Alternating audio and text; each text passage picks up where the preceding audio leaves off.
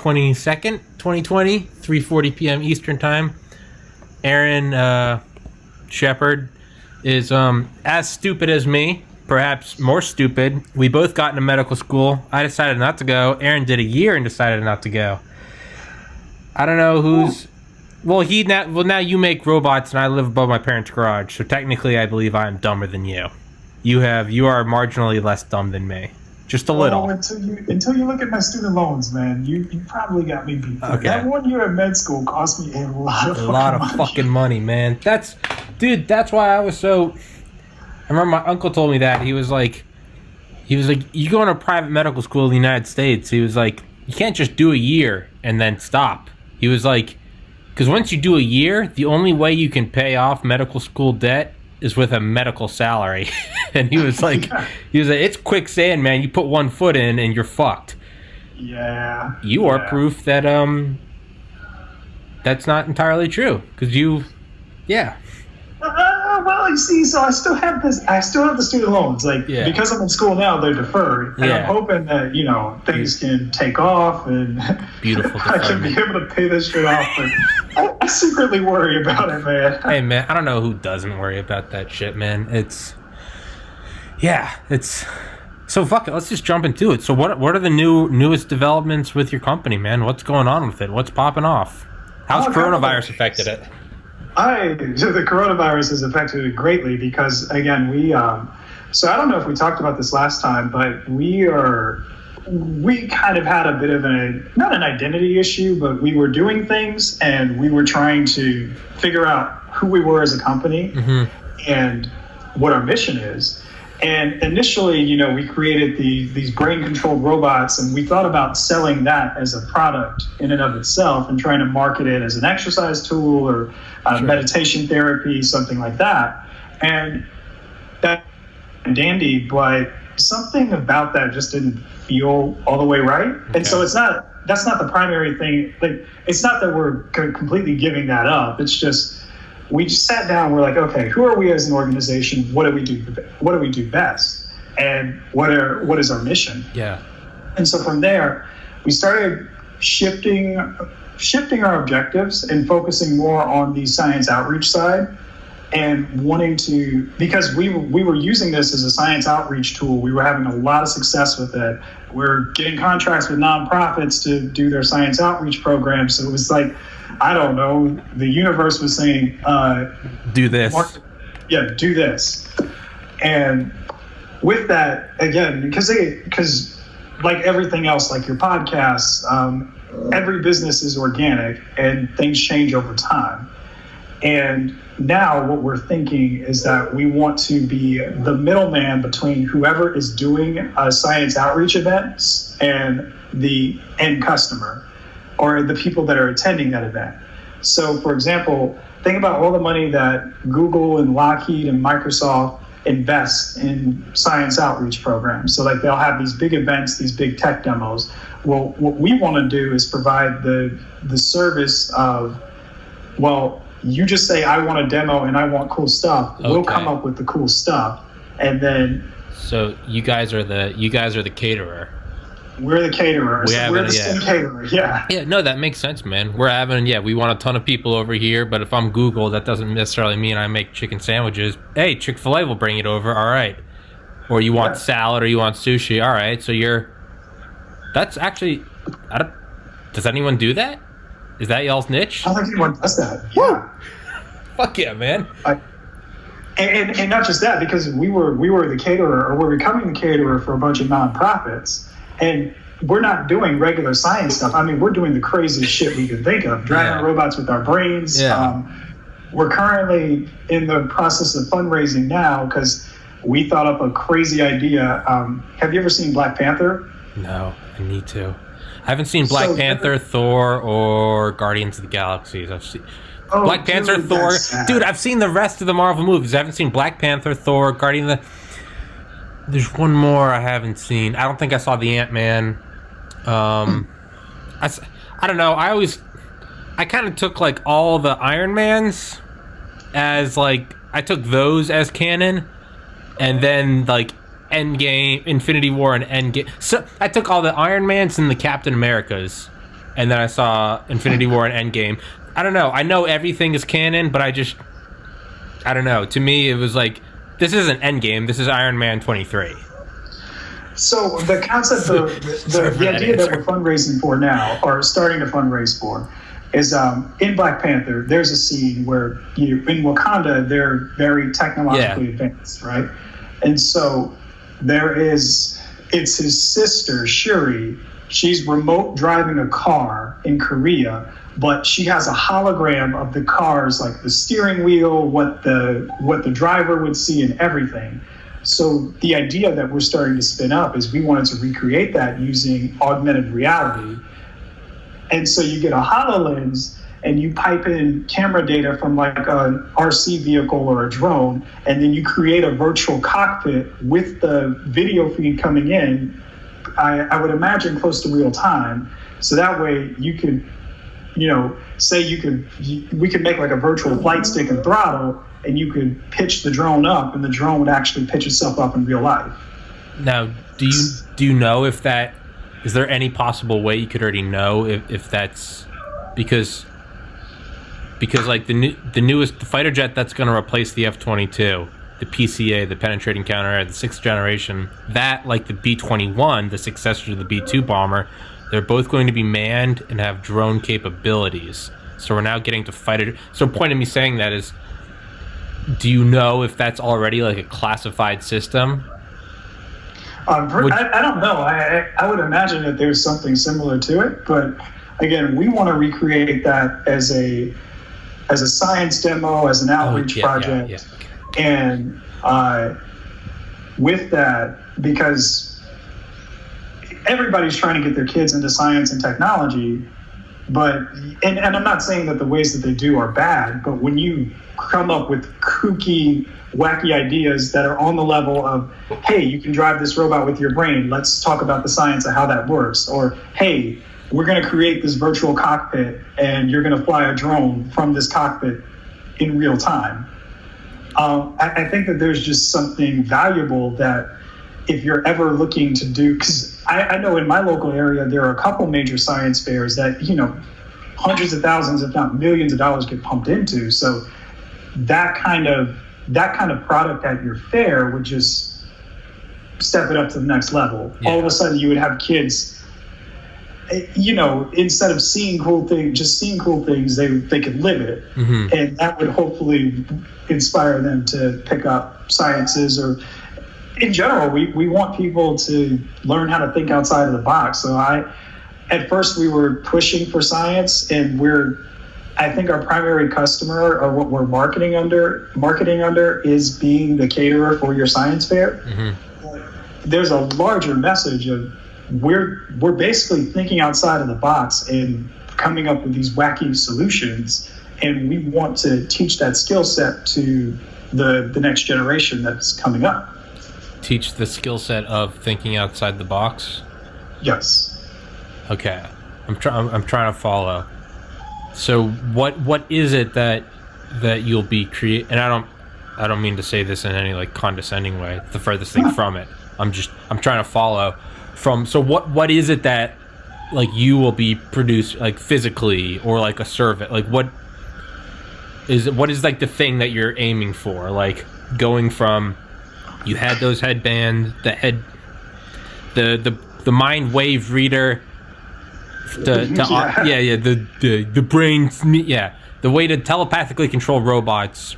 What is it that you are gonna create? Is that a valid question? What we're trying to do is we are trying to go for the wow factor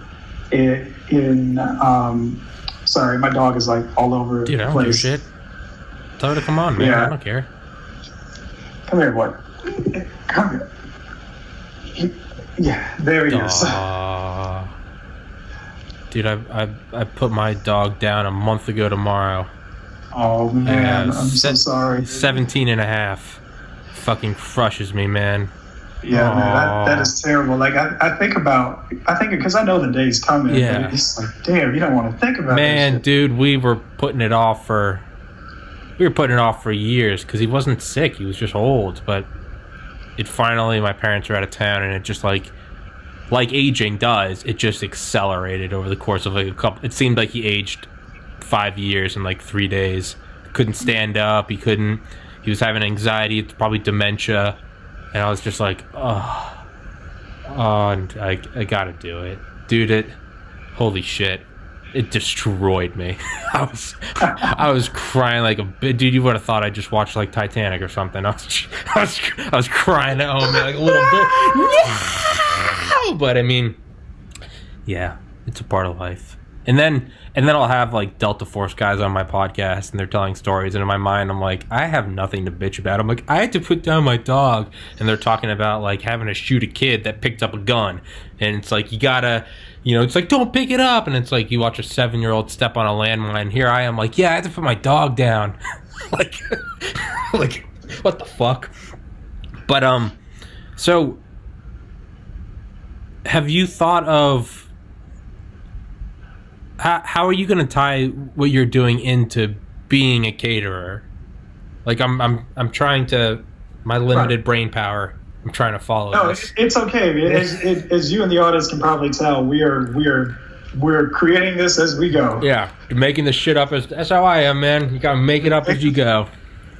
So again, the idea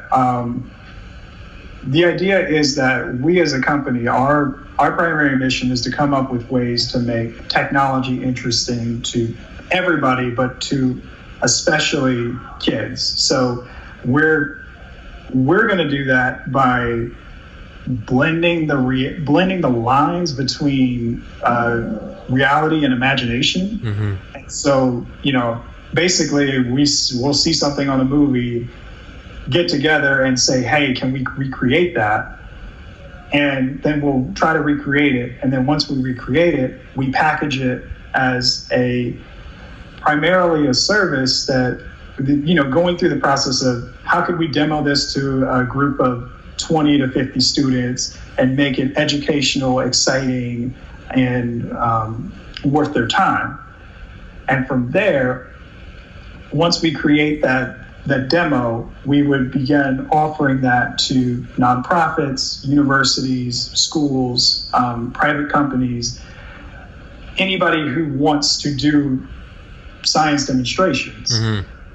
And eventually in the future, we would like to be able to do that on a home scale. So if you're having a birthday party for your kid and you want them to learn something cool about tech, yeah, then they would be able to download our app, select from the list of workshops or programs that we have, and we would supply them with the technology, the people to run it, the expertise. And I'm thinking that's where the business model is. Like, that's where the growth. Hell yeah. I might, God willing, this podcast takes off, I might need to employ you. Because, no, seriously, because I like doing it online. Like, even if I had the success and the money, I don't think I would want like a Joe Rogan studio, because to me, it's, even though something like his is very relaxed and informal, it's chill. It's not some like, welcome to the evening news. It's very like, what's up, man? There's like a dildo on the wall.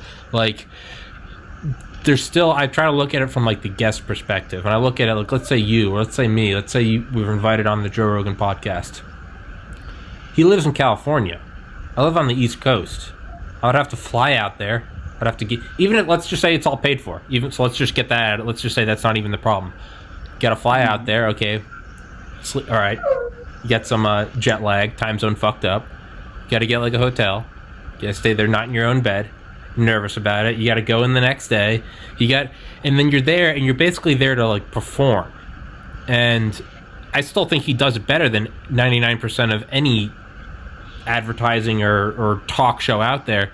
But to me, it's like there's still so much that's like you're not in your comfort zone, versus when you can literally do the podcast in your bedroom and you may or may not even have pants on. Like, to me, and then when it's over, you close it and you're in your house. to me, that is like, that's the sweet spot. So even if this thing took off, also I just don't like meeting a lot of people. I'm introverted. I don't fucking like. I don't want to meet you in person. Get the fuck out of here, right? Yeah, you got to go through a metal detector. Bullshit. You're coming into a studio. But I like that, and I like to preserve that. But the problem is internet connections always fucked up. Some people aren't technologically savvy, and I don't mean like me, where I'm not. I mean like, you know, like 80-year-old, like don't understand anything. And as this goes on, like I want to upgrade it to like higher resolution and higher audio. And one thing I've always thought is like, it doesn't matter how much I can jack up my end. Let's say my podcast works out. Let's say I get a ballin' ass like office, you know, top of the line everything. I can get Google Fiber. I can get satellite internet. None of that matters if the person I'm interacting with is on a Dell with dial-up, right? And they don't know what they're doing. So there's a point to me saying all this. One thing I've thought is like, man, if like I had the money, I would almost like to have someone like almost bring like a kit to whoever I'm interviewing.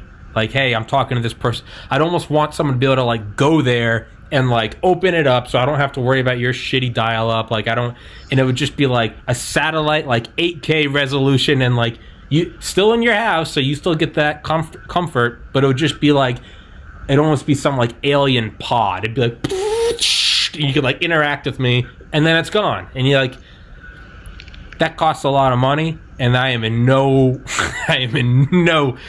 position to fund that. But let's just extrapolate a year. I'm 6 months and 10 days into this, and it's already gone leaps and bounds. What happens in 2 years, 3 years, 5 years? Does that make sense?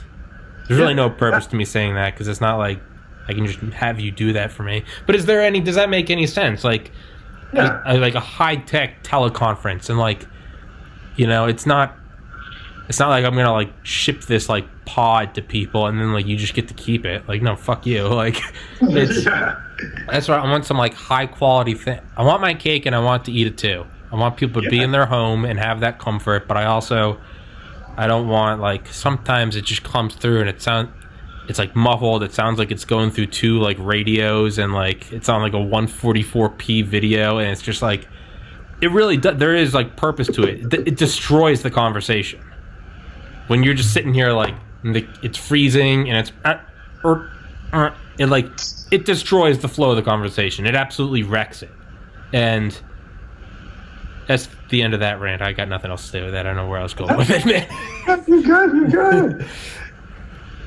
But yeah, it's definitely one thing that we realized that we're interested in as an organization is providing exposure to technology to groups that don't necessarily get it. And so that's why we're starting out. Again, our roots are in outreach, but I could see it just growing past that and exponentially. But again, as with all things, it being organic and us wanting to stay true to who we were, we realized that if we go more along the lines of trying to privatize science outreach for now, then that would allow us to eventually do things like you mentioned later, where we can provide technology into places that don't necessarily get it, and we can temporarily provide it. So say if you want a good resolution for your podcast videos, we come in, drop the pod off, let them do it, and then once they're done, they press the button and the pod just closes and shoots itself back up and flies home. Shit, what if it was a drone? Yeah. What if it's self-delivery, man? Whew. Well, and again, and too, like I'm gonna get off this interview and like think about it and be like, oh gosh, we should. What's our mission, guys? Like, are we outreach? Are we providing technology? But I think there's so many ways that the web can splay out. Yeah. And yeah, we were saying you still, identity. I think you're going about it the right way, because I think with all this stuff, when you're creating something, when you're not going in the cookie cutter path, and that's not, I don't mean to shit on it, like, because I'm not, man, people that have like a 9-to-5 job, like there's peace in that. There's, you know, you provide for your family. So I'm not trying to shit on that. But when you're trying to do something different, like you and I are doing, a podcast, goddamn Skynet, it's a lot of it, it's fuck it, do it live. You're just going as you go. Like, man, I got a piece of mail today from like Uline, like that plastic wrap. And I was like, what the fuck? Like, it was under my name. Dude, in 2016 was like my first like company I made, and it was Effit, EFFIT, like fuck it, Effit, because I wanted to make my own like spin-off news called Effit News, and it was just fuck it. It was just, there's no politically correct, no. And I was like, I forgot about that, because it was that, and it went through like that to Photoshop to clothes to apparel to writing to comedy to video editing to now to here where I am now, and it's like, I completely forgot that even existed. But it was this real time, just you're doing this thing and then you come to a crossroads and you're like, I think that this needs to go here. And it's changed names, it's been different companies, but I mean, ultimately it's still me, it's just Tommy, but it's gone from Effit to F2S2 to all these different things to now it's TPC, the podcast. But it's, a lot of it is yeah, you gotta, there's not always a definitive, like, what are you doing? And it's like, it's kind of a long story, but it's just, it's fuck it, do it live, right? It's like those recurring like simulations when you're like try to get like a robot to like stand on 2 legs in some software, right? It's got to go through all these different iterations of like all these evolution until finally after 1,000 simulations you get this thing, this bipedal organism that can walk. And it's kind of how it is there's no definitive. Like what you're doing right now, like you might look back on this podcast in 2 years and be like, dude, remember when we were doing that? You know, does that make sense? Yeah, man. No, I definitely feel the same way, because I mean, I've lived it. It's my whole life has been fuck, let's do it live. Yeah, hero's journey. We've talked about this. Hero's journey, man. It's just been fuck it, do it live. Yeah. And I think there's always a pressure to feel like you have to define yourself. You get it from society, you get it from parents, you get it from investors. We had a phone call with 2 investors who were trying to help us out and elevate us to the next level, and they were like, well, wait, what are you guys doing? And we're like, shit, I don't know. But that's it. And I get it. Like there's always a need for definition, especially in a lot, like when there's money or lives on the line or something like that. But at the same time, I think it's the murkiness and working through it that people really appreciate, and that's where the lessons come in. Like you said, you get to that seemingly perfect bipedal organism, but that literally took hundreds of thousands of tries and simulations, and it's not finished. We always focus on that one big idea that somebody had, but you don't see the 7,000 failures that they had to go through to get to that one idea. So personally, I've learned to embrace it. And again, and with defining Cogito and what we do and our mission and our vision, I think part of it for now is just going to be, it's going to be a little murky. Or it'll seem like one thing and then it'll evolve into something completely different. A lesson that I keep close to my heart is with Google. When you think about it, back in the 90s when they were starting it up, it was just a search engine. Like they weren't thinking about owning the internet. But now, I mean, they have Google Maps, they do Fiverr, they have an AI robotics division, they do drones, YouTube, they do all this stuff.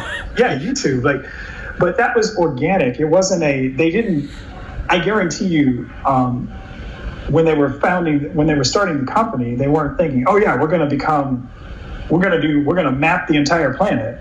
No, just it evolves over time organically.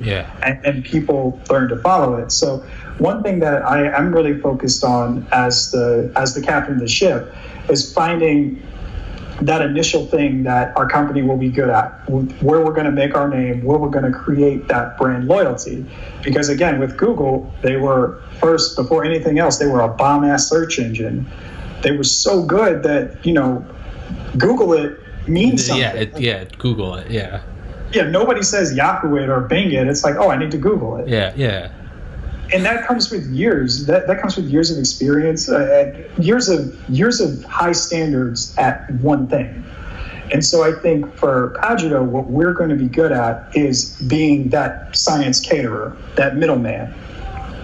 So when we come into your science fair, when we come into your birthday party, when we come into your professional worldwide demo, you know that you know exactly what you're going to get. It's going to be high quality. It's going to be awesome. It's going to be some shit that you only thought existed in a movie or doesn't sound like it should be real, but it is. Yeah. It's going to be some shit that makes you feel like Iron Man or, a superhero. And my vision is to do that for a while, create that brand loyalty, and then start expanding out, like getting into the business of providing technology to places that don't have access to it. Creating tools that can be used in hospitals for therapy. The meditation tool that we talked about, it's in the notebook, and when the time is right, like we're coming back around to it, and you're getting your cut because man of my word. I am a man of my word, dude. You're getting your cut. I appreciate it. But yeah, you got to have these secondary and tertiary. Like, I have plans for this podcast way off in the future, like ripple effects that don't even have anything to do with podcasting.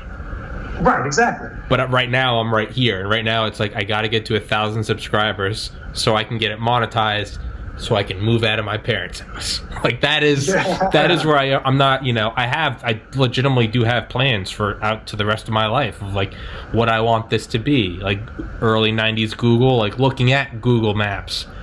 But then it's like, it's like Amazon. He can look out, Bezos is like, I'm going to put infrastructure and manufacturing into orbit in like the asteroid belt.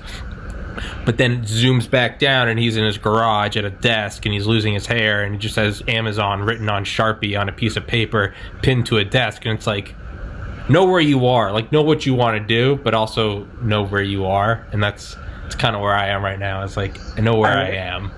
And then, like, for me, it's know where you are, know what you want to, know how big you want to be, but don't get locked into the details because, it could be I don't think Bezos saw when he was back losing his hair that he would be talking about putting manufacturing in orbit. It's and that organic process. I think in this age that we live in, where everything is so instantaneous, everything happens at a split second.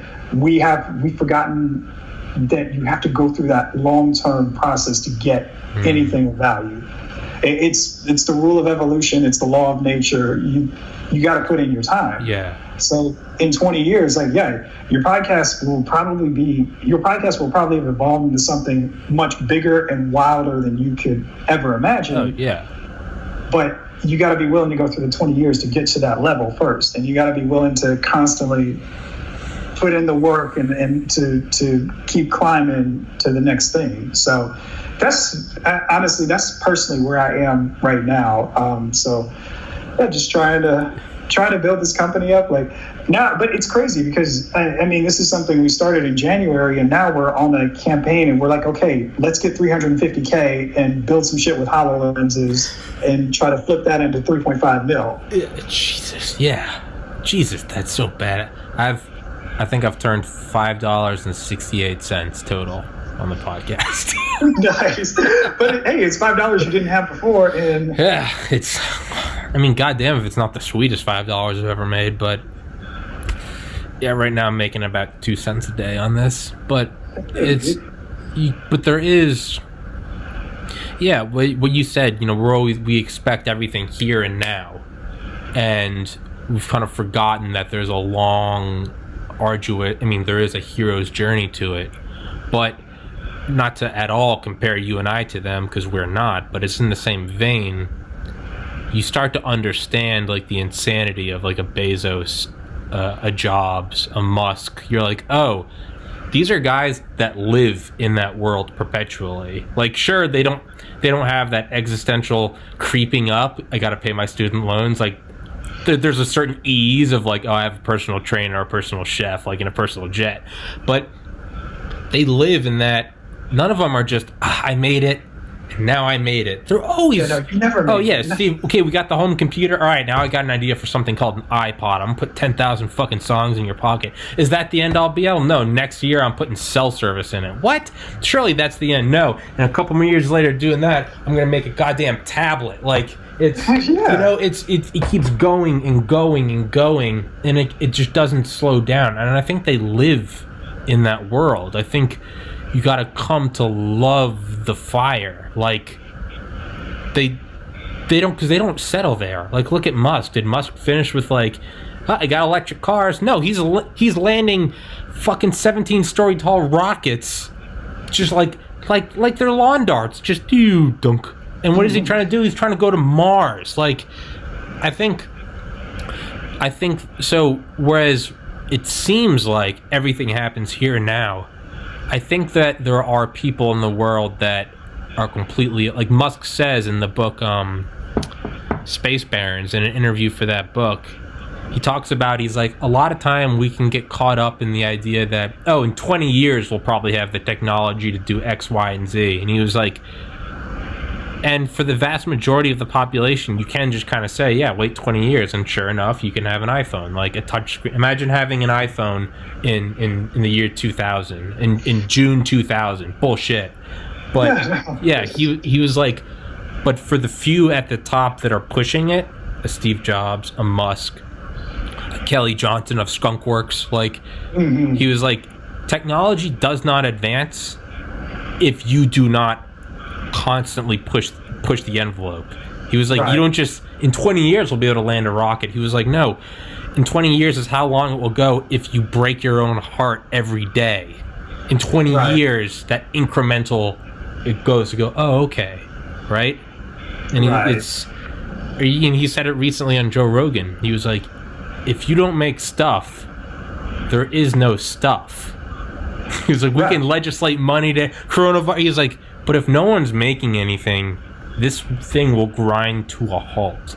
And so I don't know where I'm going with all this, but I think there's a certain, and the only way you can get good at that is by starting. You got to learn to just, the water's never still. You just learn to surf on the insanity. And I think you got to start in your 20s and just, fuck it. I got student loans, my, parents are saying, how come you don't have a job and a wife? And it's like, I think you just got to jump into the fire. Because if you learn a baptism by fire, if you just learn through this like brutal iteration at the bipedal organism again and again and again and again, you get to a point where like you start to get good at it.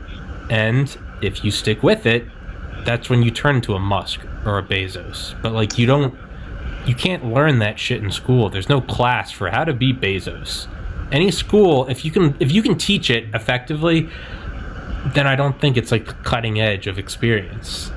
I like any like pickup doctor, you can read every book in the world, but until you go to a bar and just start getting turned down by girls, like that's it's a brutal trial and error, and then finally you get to a point where you can ask a girl out and it works, right?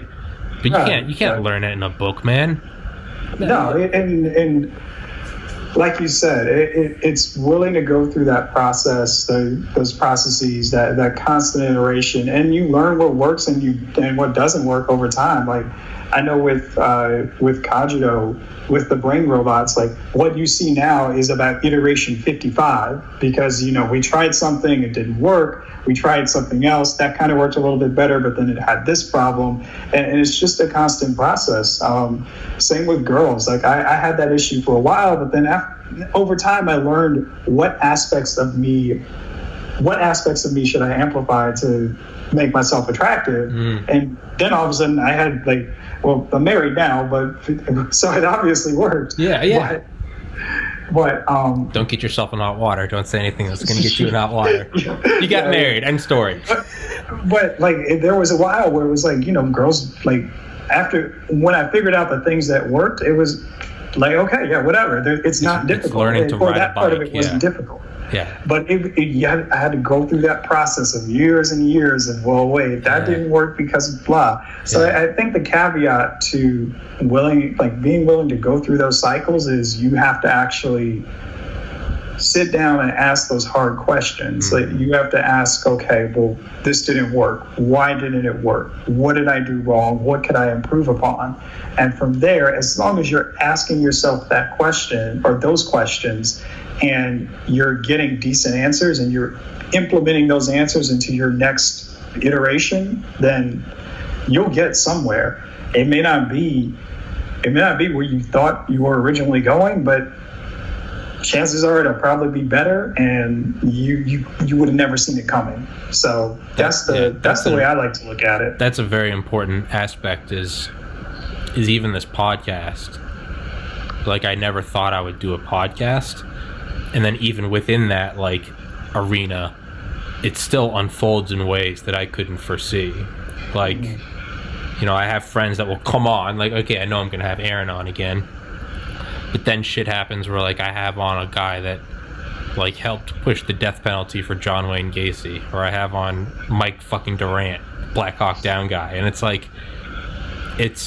it unfolds in a way you didn't know would happen. But there is something you can predict. And I don't mean to get all woo-woo, new agey.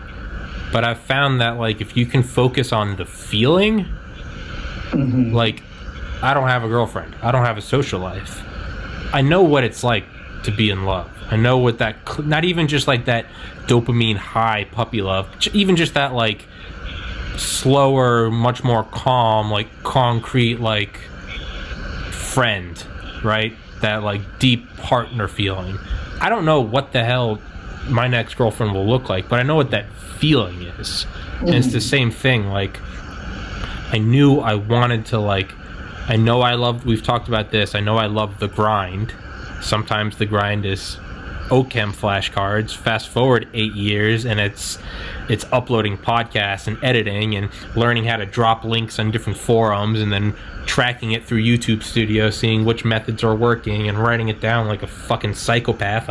Okay, I got it, I'm getting the equation. But it's definitely a feeling that the feeling is always correct. Whatever that feeling is of being your own boss, of doing what you like, what form it takes. It's almost like genotype and is it phenotype? Is that right? Mm-hmm. Yep. Yeah, it's like for the most part we all have the same genetic code, but it depends on where you are on Earth. What part of it comes out? Is it right. Are you in the sub-Saharan? Are you blacker than black? Or are you like me? You're from you're wherever I evolved was clearly in the north because look at me, it's I glow, and but you don't know what it is that's gonna come. I don't know who the next big guest is, but I know the feeling of it. I know the feeling of getting an email back and when Mike Durant said, yeah, sure, I'd love to do it. I was like, holy fuck. I email people never really expecting a response. So I don't know what the next one is. Does that make sense? You gotta cut me off, man, because you know how I talk, dude. I interrupt. You gotta beat me back with a stick. I'm all about listening, man, and I think what makes these podcasts so valuable is just it's the organic conversation. It's not just you're not just asking me, well, what do you do? Tell me about that. Hey, Aaron, you went to med school. Wow, I hate blood. Brought to you by Dodge. Oh, Jesus, God. Put a knife in my throat, dude.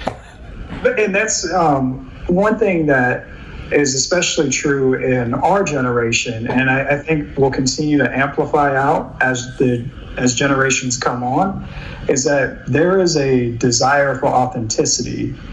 And so if you look at the brands that are most successful with millennials, they're brands that are perceived as authentic. It's not necessarily, it doesn't have to be perfect. You just have to make us feel like it's real and you really care and that you're a real person. And because I get it, it's that human connection. So if you tap into that, you've created something deeper. You've created this loyalty that's going to last forever and ever. So now we're to the point where if I say, hey, can I come on your podcast? Because we've talked, there's that loyalty there. Yeah. Or if you ever ask me, hey, can you come on? I'm like, yeah, sure, of course. Yeah. And that's the same thing that I think any good venture, be it a podcast, a business, a nonprofit, that's what you need to create, especially in this day and age where everybody is craving authenticity, because we're seeing, everything being digital, it's easy to fake. And so because everything is so easy to fake and everything is prominently faked now, we're craving something real as a society. Yeah, it's like, it's a very good point. It's Post Malone. I love him as an artist. Post Malone's tattoos are the worst thing in the world. But they're fucking terrible. But I mean, but the thing is they're iconic. And the thing is he likes them. They look horrible.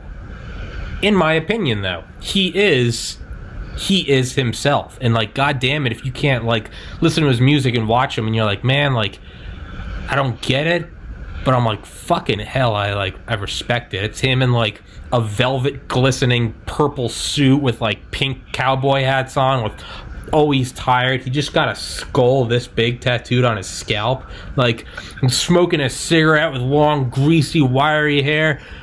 And he's got an AR-15 in one hand and like a chrome Bugatti behind him. But if it's like, God damn it, if that isn't like, that's you, like that is you. And like, true, I like him more because of that. I like him because I hate how he looks and he doesn't give a fuck. Like, I respect that. And like, same thing with like YouTube thumbnails, man. YouTube thumbnails and channels. When I was first getting this podcast going, I was looking up, I was like, what are successful channels? And there's like an equation to it. It's like your thumbnail, like you always got to look surprised. Like, you got to have a red arrow with a red circle. You got to have the emoji, and then like, and then like you always got to put it caps in you got to have one word in capital letters. And then you always got to do this, and you got to put like a white outline around the person. And I remember right from the get-go, I was like, I'm never going to fucking do that as just like a point of pride. Because as successful as it could be, there are so many channels on YouTube. If you look at a thumbnail, but you don't look at what channel it is, it could be any one of 10, like whatever it is. And you're like, oh, you're a dime a dozen.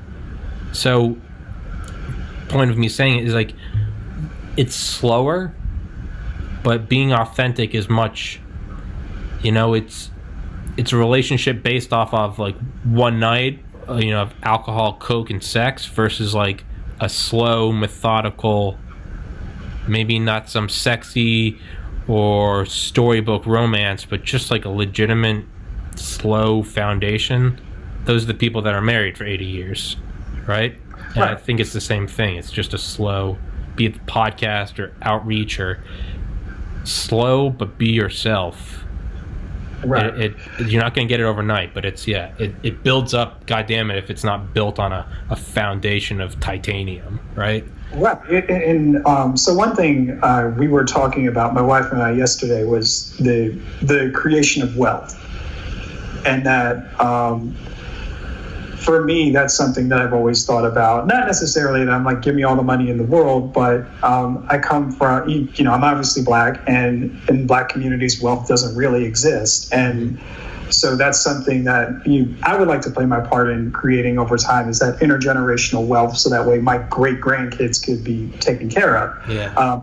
But in that, I've noticed that in a lot of cases where the money comes fast, so say athletes, a lot of celebrities, singers, because they didn't build it over time, and if you like, money that comes fast tends to go fast, from what I've noticed. Yeah. So when you were talking about the relationship, and yes, it takes longer. If you look at the ways that people really build wealth, it's through long-term investing, through real estate, like holding property for 30, 40 years. Boring shit, yeah. With money, especially, like you want your financial advisor to be the most boring person ever, because that's the person who's going to keep you paid for the next 50 years. Yeah. Like, don't get me wrong, have one or two exciting things, but for the most part, like, be a boring ass person when it comes to money. Yeah. And so like that, again, but a lot of people aren't looking for that long-term, that slow build that's going to stay for hundreds of years. They want it fast. They want it now. They don't really care about tomorrow. And it's like, no, that's not the way you should look when you're doing anything. So when, again, if you're talking about a business venture, if you're talking about a personal relationship, if you're talking about finances, like time and time again, the story has always been slow and steady wins the race. So build it up over time and it'll last an eternity. Like, think about the pyramids. It took them a really fucking long time to build those. Yeah. And those aren't going anywhere. Like, they're still here. Yeah. Yeah. It's Bezos' thing. Slow is smooth, smooth is fast. Right. Or, think about building like a skyscraper slowly. Empire State Building is made out of limestone. It went down, they put up the girders, the steel girders, but then it was just, you literally laid one block, put down the mortar, laid the next block. It's like building Legos. God damn if it's not slow, but when you have 10,000 interlocked pieces all clipped on correctly, yeah, you can throw a brick at it. Maybe not Legos, but you get what I'm saying, right? It's right, yeah. It's very slow, you want those roots. But God, is it tedious and heartbreaking when you're doing it. That's why a lot of people don't do it. Like, there's a reason why we value people that do it. Yeah. It's because it's not a common trait. Yeah. Like,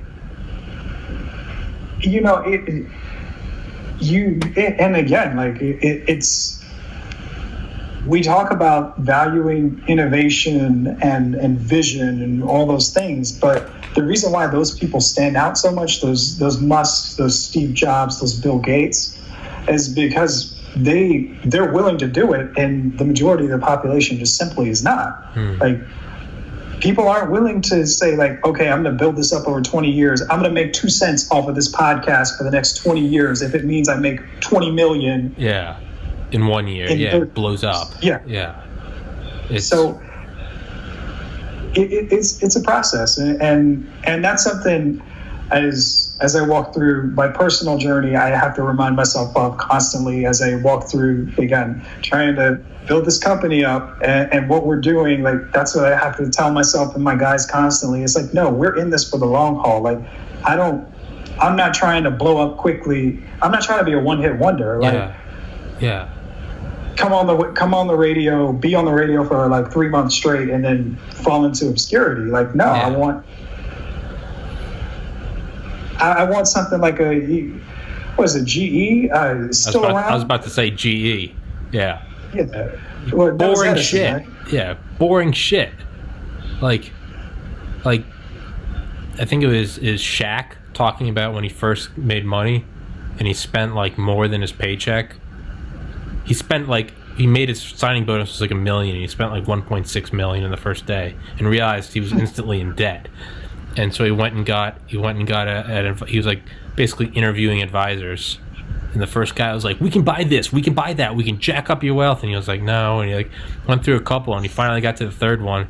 He goes, there's this sweet little Jewish man, and he was so boring. He was like, I've got like a 40-year like real estate plan for you, some index stocks where you can look at like 2% a year, very slow. And the guy's like, what'd you say to him? And Shaq goes, shalom. And he's like, still with, because I'm still with him. But that's what it is that I wanted to be like very fast for like several years, because I think I was so sick of, after I had done the whole med school thing, 4 years, like I wanted the opposite of that. I wanted like a quick flash in the pan. And through like different company iterations, I would go ham for like 2 months, and then I'd burn out and it wouldn't work, so I'd say fuck it and I'd go to the next thing. And I did that several times. Then finally I realized, I was like, I'm looking back now, and it's been 4 years since I moved home, and I'm like, if I had just stuck with one thing, like, the time passed anyway.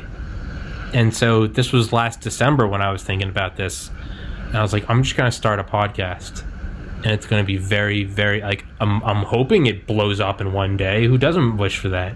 But I was like, I'm just going to slowly and methodically do this. And so if 3 years pass, I can at least go, well, I've got 3 years of progress on this now. Because the time is going to... One of two things is going to happen. I'll be dead from whatever, an accident, natural, who knows? I don't know, shit happens. Or the time will pass and I'll still be alive. So right. I'd rather... And now here I am 6 months later. This is episode 121. 438 subscribers. Almost at 40,000 views. And I'm like, that is... Holy shit, like you couldn't crank that out in 2 weeks. It's very slow. I hope another 2 years pass and it's just very slow, methodical, and just... But you can't have your cake and eat it too. Like you can't have a normal 29-year-old life and do this. All my friends that are married with kids or still get hammered every weekend with each other and now they got money because they got jobs. That's cool. And I am jealous of that. And sometimes I wish I went that path. But you can't do that and also do the hero's journey, the I'm going to create my own dream. You can do this, but dude, everything else is probably going to fall away, right? You gotta go left or right. You can't try to have one foot on both because you'll fuck up all of it. Yeah, I definitely feel the same way. Like my close friends from college, you know, one of my friends is, great job. He has a wife and kid, and his life is definitely really stable. And part of me, like you, I'm like, oh man, like what does that feel like? Yeah. But at the same time, it's I chose the path that I chose, and hopefully it will work out. I know I'm going to learn something by the end of the day, and either way, I'm going to be dead soon. So hopefully a long time. But But I mean, I've thought about that. I'm like, man, imagine just having like a wife, it's like a steady 9 to 5, a decent salary, be able to buy any Xbox game I want. All my friends in Atlanta still get drunk every weekend, like it's college or high school, maybe a little less. And I'm like, man, that looks like so tempting. Like it's comfortable. But I know if I went and did it, I think I would like it for a couple months, maybe even a year. But eventually, and I think this is just like the inner psychopath that I know you also have, so I can talk to you about this. It's like the Jumanji drums. I know, like, I can only have that cookie cutter thing for so long before it would be like the doom, doom, doom, doom, doom, doom, where it'd be like, what if you built this thing? What if you created a corporation? What if you went off to try to become a billionaire and change the world? Some people really like those conversations when they're drunk, and that's it. That's the shit that eats at me every day. I'm like, what if? Even on the worst days, I wake up the next morning, I'm like, what if I just tried one more time? Like, what if? And like Steve Jobs said it, man. He said it is often only those that are crazy enough to think they can change the world who end up changing the world. Like, there's a certain insanity. And I think it's like Jumanji. Like, I have to finish. Because if I went and got a normal job, I think I would like it for a while. I think I would enjoy the comfort. I think I would enjoy not living with my parents at almost 30. But eventually, like Jumanji, I would hear the rumble in the distance of my mind. And I know I would end up abandoning that to come back. So why don't I just do it? Why don't I just suck the dick and do it now? Do the deed, Why don't I just get it done, man? Yeah, I think a lot of people, too, they'll go through and they'll get stable, they'll get comfortable, but you notice that there is a lot of unrest or restlessness, especially in this age when you can see all the awesomeness. You go on Instagram and everybody's like hiking in the Himalayas. Look at my Leah. I just had sex on top of a whale. Like, oh, what? Yeah, and so generationally speaking, we have an amplified sense of FOMO that I think people have always had, because the phrase FOMO, fear of missing out. Oh, yeah, no, yeah, I have a terminal case, yeah. It's like it's been called different things over time, like keeping up with the Joneses. Grass and is all always that. greener. But Yeah, it's the same concept. Like it's not real. It's something that but now when you look on Instagram and you see everybody's like successful cars, or I'm eating at a 5-star restaurant in London. Yeah, we're smiling, and here we are on our morning walk, and there you are laying there hungover, unshaven, with your hand on your balls, and you're like, what am I doing with my life? But everything's curated, man. Yeah. You are seeing a little snapshot. When you look at a picture from whatever, 1905, you see one picture. But if you could go through that aperture and walk into that world, that's just one thing where everyone stood still for a second and then went back to their life. And there's a whole thing going on right now. Like, even this podcast, you can tune in and you can watch this right here, and it's funny and we're laughing, and like, you don't see all like the editing and the producing and the uploading it and trying to market it online and then finding another guest and getting turned down, and then meanwhile trying to keep your sanity because you live at home and the gym's still closed and all your friends are dating. You're like, what the fuck am I doing? But it's curated. You're seeing this. You're seeing on Instagram. You're seeing one. Here we are with our Labrador poodle in our brand new home, and it's click, and then everyone drops the pose, and they're still bickering about whatever. There's still the Wi-Fi shit out, and the fucking I gotta be here because Comcast said they'd be here between 2 and 7, and the kid's crying, and my wife's flirting with her ex, and it's just, everyone has this shit. It's just curated. So I'd rather, if the grass is always going to be greener on the other side, I'd at least rather be competing against myself to be like, how can I make my life? Because you're right. If you had all that, how long until you're just laying awake at night like, I'm Dr. Shepard. Man, what if I built fucking telepathic robots for like inner city outreach? What if? Dude, goddamn, if that's not going to eat at you like like a mild acid, not even a bad one, just... Oh, it did. Because I remember, I don't know if we talked about this, but I was in class, like in med school. I was watching them land on a fucking comet. Yeah, you talked about this in the first one. And I'm like, yo, like, I could be doing that. Yeah. Like, I could have built that. I could have worked on it. I could be, hell, if they let me, I'd fly the damn thing. Yeah. I remember in your first episode, you were like, man, if I just shut the fuck up, I could have just got the doctor salary and just gone my way. If I just shut the fuck up.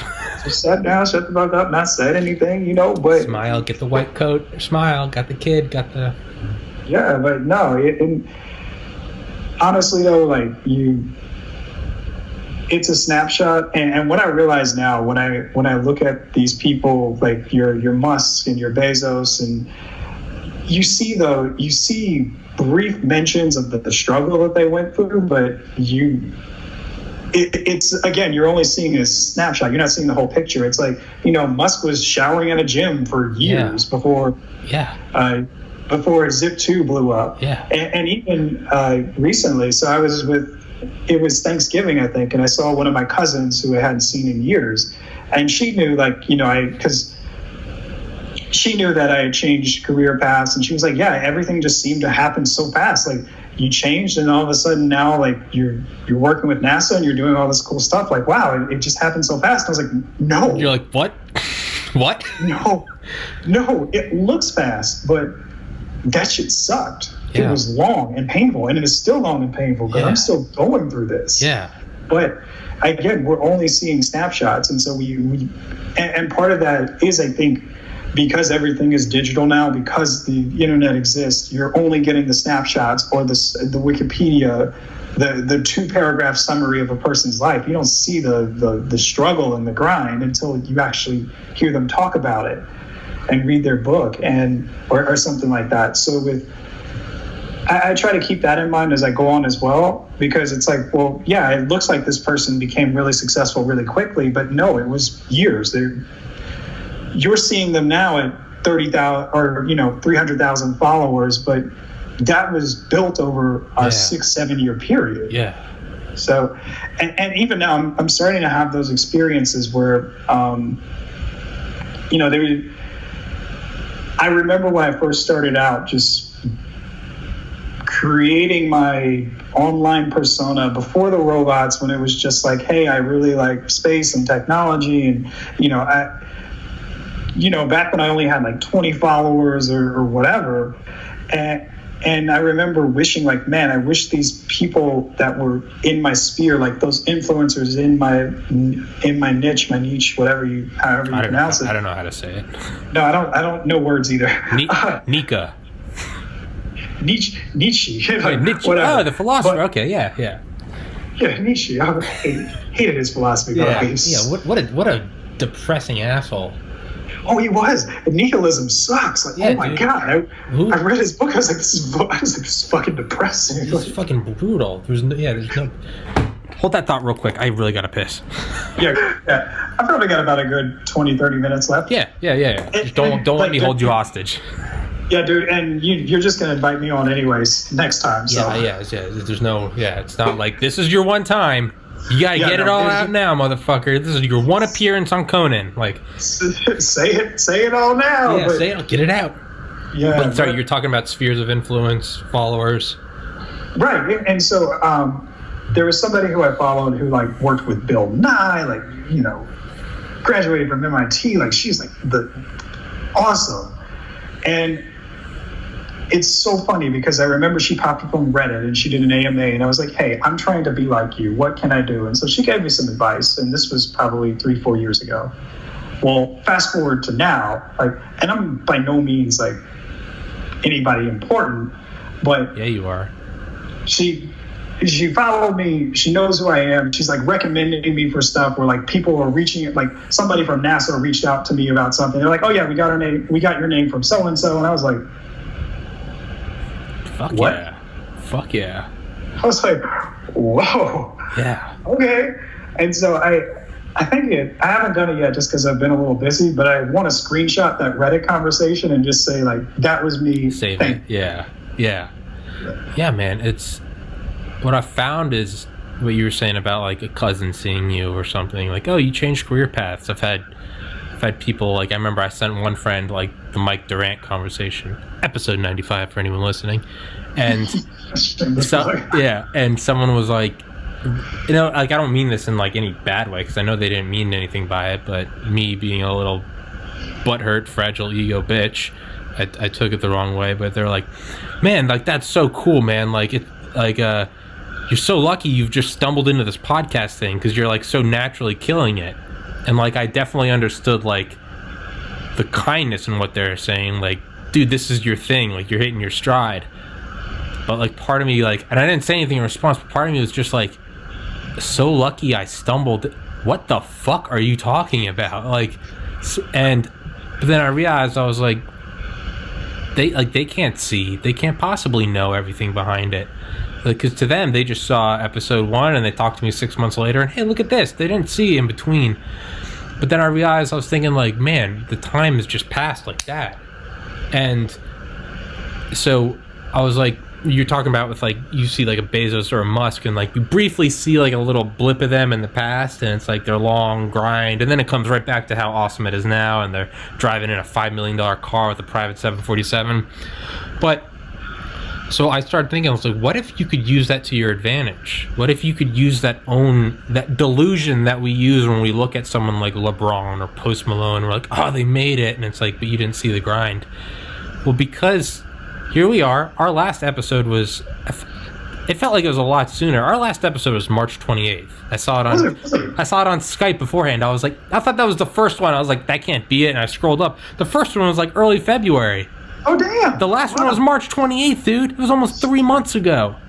Whew. So, yeah. So, you take that. Went like that. And now, when is 3 months from now? July, August, September? That seems forever away. And it's going to grind slowly every day. Just more iterations of whatever it is that we're doing. But, so I started thinking, what if you could use that delusion to your own advantage? What if you could, instead of looking at Bezos and be like, he had that grind and no one talks about it, and even I only get a little blip into it. I don't see the day in, the day out, the day in, the self-doubting. Is this gonna work? What am I doing? Mm-hmm. So what if you could use that to your own advantage and apply it to yourself? Almost forget your own grind. And that's what I try to do now, where whenever I start to get stuck in the moment, which contrary to what most people, you gotta stay present. I've been thinking more and more with this podcast where I know it's a long grind. I still meditate, but I try not to get stuck in the moment. I almost try to just tell myself, like, just keep going. Don't look down. Like, just keep going. And I'll blink and like, oh, I'm at episode 30. And I'll blink, I'm at episode 100. And I'm almost trying to use that to my own advantage. Like, don't forget how valuable that and how much effort you've put into this, but at the same time, like, just keep going and going and going, because you can start to lie to yourself. And just like that, 6 months, 121 episodes, I can now lie to myself, and I'm like, I'm going to blink my eyes and another 6 months are going to go by. The reality is those are going to drag by. But once I'm there, sure enough, you and I are going to do a podcast in December of this year. It'll be 1 year. We'll do more between then, don't worry. But we'll be there, and we'll blink and be like, hey, Aaron, remember that conversation in June? And it'll be like, that was June? But it goes by like that. And so just do what you can now. Do a little bit every day. And just let them stack up. Just let them stack up. Just like you're throwing a penny every day. Just fast forward a million years. Just let it, like, does that make sense? I don't know where I'm going with this. I'm just ranting. Yeah. No, dude, I totally get it. It's two things that reminded me of. One, so in case the audience doesn't know, I think you know, but I'm actually an cross-country and track runner on the collegiate level. And so, like, for fun, I would run really long distances, like, 10, 12, 13 miles. And it's the same thing where, it's you're running 10 miles. Like, it takes forever. But over the years, I've learned to just disconnect my brain from my sense of time. So, like, I'm present in that my body is still going, and I'm making sure to keep my pace up and all that. But I just let my mind, like, half of my mind almost disconnects and then wonders, and I'm thinking about life and all this other stuff. And then I come around to it, and I'm right at the end of the run, and I'm like, oh, okay, cool, that wasn't bad. Yeah. And so when people ask me what it's like, or like how do you learn how to do it, I'm like, well, you just do it. You just gotta do it again. Yeah, you can start to learn to disconnect. Yeah, you just learn to. It's like you split. It's like you partition your brain. Yeah. Half of your brain is focused on, okay, let me keep this rolling. Let me keep my body going. Let me keep my pace up. And the other half of your brain is like screwing with your sense of time, so that way you don't feel miserable as you run. It's a weird duality, because like what we're doing with I always can't pronounce it, cogito, yeah. I need to tell people how. And actually, that's a good conversation starter, which is why I let it be ambiguous, because people are like, how do you pronounce it? And then you can talk about it, and it's like, oh, that's cool. Aaron, yeah. Cogito with TPC, it's a weird duality, because half of it requires being very intensely in the moment and be like, don't worry about the long, what can you do today? And then super contradictory, you then also just got to completely forget about the moment. Like you're saying, you got to keep your pace up, and at the same time just completely forget you're even running. So it's like, I got to be here, I sleep well, exercise, meditate, read audiobook or listen to audiobooks, just constantly just like be here. Aaron's coming on, gotta be here, get my water, turn the AC down, you gotta be here, you gotta be on the edge of your seat, like don't lay back, don't fall asleep, just get here and be popping and let a conversation just off the rails. And at the same time, you've got to completely just partition yourself. Just be like, it's June, oh my god, it's June, I've only made $5 off this, don't think about it, just partition it. It's Christmas, man, now I'm at whatever, I've done this many. It's the weirdest. I was thinking, doesn't your brain like unconsciously like partition like childhood trauma? I mean, like, I don't mean trauma like, oh, my best friend doesn't like me. I mean like true, like, being molested, being beaten. There's almost like, I'm realizing as you're saying that, I'm like, we're just like openly talking about like oh yeah, no, this is all so traumatic. We're just like partition yourself from like the brutal reality of like, you could have a normal job and a normal paycheck, you dumb fuck. Like, why are you doing this? And it's like, we're just partitioning our brains, like, I don't know, man. Maybe there's. Yeah, and two, it's again that mechanism. If you want to get all scientific, that ability to partition evolved. Like it was useful for something, which is why we still have it. Okay. And so it's almost like a brain hacking where you're saying you're just willingly doing it instead of letting a traumatic experience force it. Yeah. Although you can look at what we do as traumatic in a sense, but you can.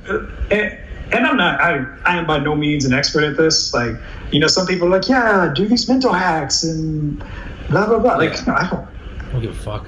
I don't know. But these are things that I've really just learned. And I see examples of this time and time again in my life. So there's when I run, when I scuba, it's the same thing. I'm 100 feet underwater. I could fucking die. Like, there's a shark right there. It could eat me. But fuck that. And part of me is like, okay, I'm looking at the compass to see where I am. I'm looking at my timer to see how much time I have left. I'm looking at my air. I'm trying to look for my buddy. I'm trying to make sure that I don't get eaten by that shark that's over there. But at the same time, like, the other half of my mind is like, I'm just floating and it's blissful. Yeah. And you're only under for 30 minutes, but it feels like 3 hours because you're just, you don't even care. You're just there and you're looking at nature and it's cool. Another example in my life is like, okay, I do a lot of like salsa and Latin dancing, and it's the same thing where it's highly technical, but then it's so artistic at the same time. Like, I'm dancing with somebody. I have to think about what timing I'm on. I have to think about what timing they're on. I have to realize where we are in space. I have to try to plan out my next couple of moves so that way I don't get repetitive. But at the same time, like, half of my brain is like working and doing all the technical stuff, and then the other half of my brain is just like, there's just a flow and a feel, and it's like temporal distortion, and I don't know how long it's been, and I don't care. Like, it's like that partitions. It's like I don't know if it's a partition as much as if it's my father-in-law actually explained it as an arcing, where your left brain and your right brain are passing information to and from each other. Like, they're working independently, but then sharing a data link, so that way you can get stuff done. I don't know. It makes me think of Aldous Huxley in The Doors of Perception. He takes like a bunch of mescaline, and he's talking about, he calls it like the mind at large, like capitalized M at large. And he was like, when you take psychedelics, he was like, you're open to this whole world that is around you at all times, and you see it all. And he's like, but I think we evolved to shut a lot of it out because like you can't get shit done when you're. And I've thought about that with meditation. Like, when I meditate, it's like 30 minutes where I'll like really slow down, and like I can like see truly, like I can almost visit the future and like what it feels like when the podcast works. And I used to do it when I was pre-med. It would be like, I could imagine how great it would feel when I got into med school, and I could, and like I can almost see the podcast working, and I can see my own apartment, and I'm like, oh, it worked. How awesome is it going to be when it fucking worked and I did it? And now, instead of being jealous of people with a 9-to-5, now I can have a comfortable living, but then I just have a fucking podcast. I don't have to go to a cubicle. Like, and I'm like, how awesome is that going to be? That's going to be cooler than any Lamborghini. If I'm just like, yeah, dude, I just talk with friends for a paycheck, like, come at me, like, but when I get into that like meditative state and I can feel that, you can also feel everything. I'm also very aware that I'm like a sentient animal made out of like protein on a ball flying around a nuclear fusion furnace in an infinite galaxy, and no one really knows why or how we're here or what consciousness is, and it's all just, and it's like, you can't have all of that at all times, right? You gotta, if you're fighting in a battle, you gotta just acquire the next target. You can't be thinking about, if you're on the, if you're at the Battle of the Bulge or something, you can't be worrying about like, okay, we're taking down Hitler, but how are we gonna take that next hill at Iwo Jima? Like, no, you gotta be here. And what I've found with meditation is like, there's like a partitioning. It's part of you is like, you see it all, but then you almost have to just shut it down, right? You just gotta, I don't know how to explain it. It's like, it's very hard to explain. I don't know. I I have similar things when it comes to space flight. Like, it's like you can see the entire planet. Like the overview effect. Yeah, you can see it, but then you zoom out for a second just to get the big view, and you zoom out, say, okay, I know I generated there, and then you zoom back in and say, okay, how do I get there? And so that's the way I kind of feel about it. And on the side note, you were talking about, seeing your podcast, like seeing yourself, like your podcast being successful, and being able to say, yeah, just talk to people for a living, and it's a comfortable living in an apartment and all that. I think personally, those kind of premonitions for me are ironically spaceflight related. Like, I can see certain things and feel it and hear it, and I can smell how bad the spacesuit smells. I definitely get it, but for me, what I like to do is I like to let my mind wander and again go out.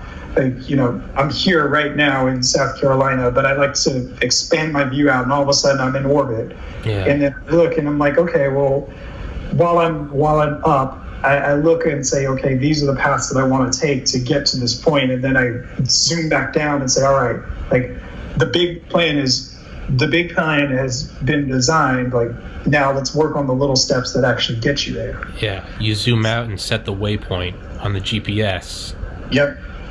And then you come back down, and it's like, even though your waypoint is 1,800 miles away, it starts with like, turn left on Cedar Shoals Drive, and you're like, okay. In half a mile, turn right. You're like, okay. But like, you kind of got to zoom out and see it for the. You kind of have to see the macro in order for the micro to not be a torturing hell. Right. And you have to, but at the same time, like and again, it's the duality. It's you have to see the macro, but you have to understand the micro, because the micro gets you to the macro. Yeah. The bricks build the skyscraper. Yeah. Yeah. The Legos, everything. And side note, with duality, like, I have an interesting take on it, because if you're familiar with quantum physics, the whole premise of it was they were arguing whether or not light was a particle or a wave. Yeah, the observer effect. Yeah, and it was like, and it's both. It just depends on how you look at it. So everything is built on duality. Yeah. In this universe, just about. It is. So it's not surprising that there are a lot of aspects to life that seem contradictory, but that's what it is. Yeah.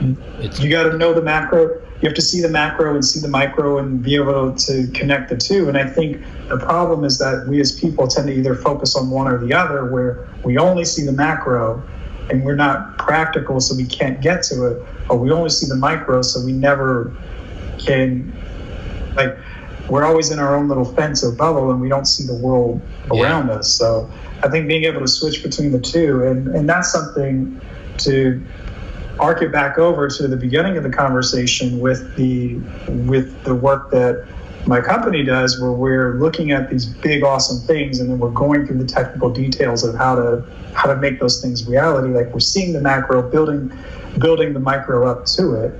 Like, even for me, that's what makes my company. Like, that's where my soul is in it. It's an exercise in switching between the scopes, like zooming out and zooming back in. It's saying, oh, that's cool, let's do it, and then working out the problems to get there. Yeah. And so even if my company doesn't make a lot of money, it's therapeutic for me. It's training for me. It's something that I want to do, and I'm working on doing because I value that skill set. So yeah. Maybe I don't really care about helping kids. This is just I'm just trying to get people to pay me to do my own therapy. Yeah. Hey man, Alan Watts said, the philosopher who died in 1973. I know you got to go and get with 8 more minutes. Yeah, we can go 8. That's fine. Are you sure? Yeah, of course. All right, yeah. Yeah, well, it's 5:02, so 5. I realize that people that are listening and they're not here live, they just hear the random. I'm like, can you go 13 more minutes? They're like, what the? That's a weird fucking but you can go. Yeah, but so that's what Alan Watts said. He was like the goal in life, like the primary goal, is to get paid for play, but play it off as work. Exactly.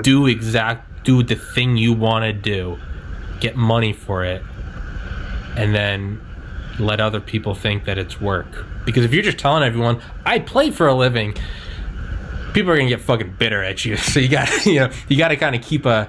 Maybe Musk always tries to look tired just so people aren't like, this asshole's building robots and rockets and he's just having a bomb worth $30 billion and he's just, happy as a clam. Maybe you gotta have like a tough face. But like, yeah, the most important thing you can do in life is get paid for play. To me, it's alchemy. To me, it's like the true alchemy. If you can find a way to not have to do something you don't want to do, and I don't mean that in some blissful way. It doesn't matter who you are. There's always gonna be shit you don't want to do. You got to get up early. You're having an argument with whoever. You gotta do this and that. Those are never gonna go away. But in terms of like, if you can get to a point where you can put food on the table and gas in your car and pick up your prescription meds and turn on the lights and have a place to sleep, and you do that all because you get reimbursed or you get paid for just having fun. Mm-hmm. To me, as we are examples of getting into medical school, going to medical school, and then being like, there's something better. To me, that is, I've said, turning what you like into money, to me, is infinitely harder than getting into medical school. It's easier to be a doctor, and it's not easy to be a doctor. I think it's easier because to me, it's like, that is the ultimate. If it was easy, everyone would do it. That is like the alchemical gold that can be achieved. If you can just do like stand-up comedians, to me, are like a perfect example. Like they get paid, and they'll all talk about it too. Like they all say it. They'll be like, yeah, the biggest moment for me was when I started getting paid for telling jokes. And I could quit my Walmart job, and all of a sudden it doesn't matter if you have the shittiest apartment and the tiniest bed. If you can do that by doing what you like, you're the richest man in the world. There's nothing you want. That is what drives me. Is I don't look at it as like when the podcast gets me a mansion, I'm like, dude, if I could rent out like one bed from my podcast, I'm like, to me that is right. That is nirvana. That is right. The end of the rainbow. And to me, it's a privilege that I think few people actually have, because most jobs you get paid to do shit that nobody wants to do. That's why they pay you for it. That's why they pay you for it. It's so shitty they'll pay you to do it. Right. They have to compensate you, but if you can find a way to, like you said, getting paid to do something you love, or like getting paid to do something you would do for free. Like yes. Right now I'm getting paid by you and by the American taxpayer to design shit for robots. I do it for free. Joke's on you. I don't make any money. Oh, you will eventually. I will eventually, and you'll get a fat slice of it. Yeah, but you're right. It's and it's like, this is something literally not so much this summer because we can't travel because of Corona, but last summer I was sitting in a lab playing with electronics for like 10 hours a day. Yeah. I sit at my desk at home and do that for free. Yeah. So the fact that I got paid for it, I was like happy. I was just so happy. I was like, man, this is awesome. That's what I always thought to myself. Like, what would I do if I was the way I look at it is like, what would I do if I found out that this was all just a simulation and that I was the only person? None of this is actually real. What would I do? And even back when I thought it was Photoshop, and then I was like, well, if I had like $1 billion and none of this was real, like I definitely wouldn't be making this bumper sticker for this client. Like I like it, but I don't love it. And I was like, what is it that and yeah, even if this was all simulation, none of this was real, there's nothing I love more than just fucking chatting with people for 2 hours a day. Reading audio, listening to audiobooks.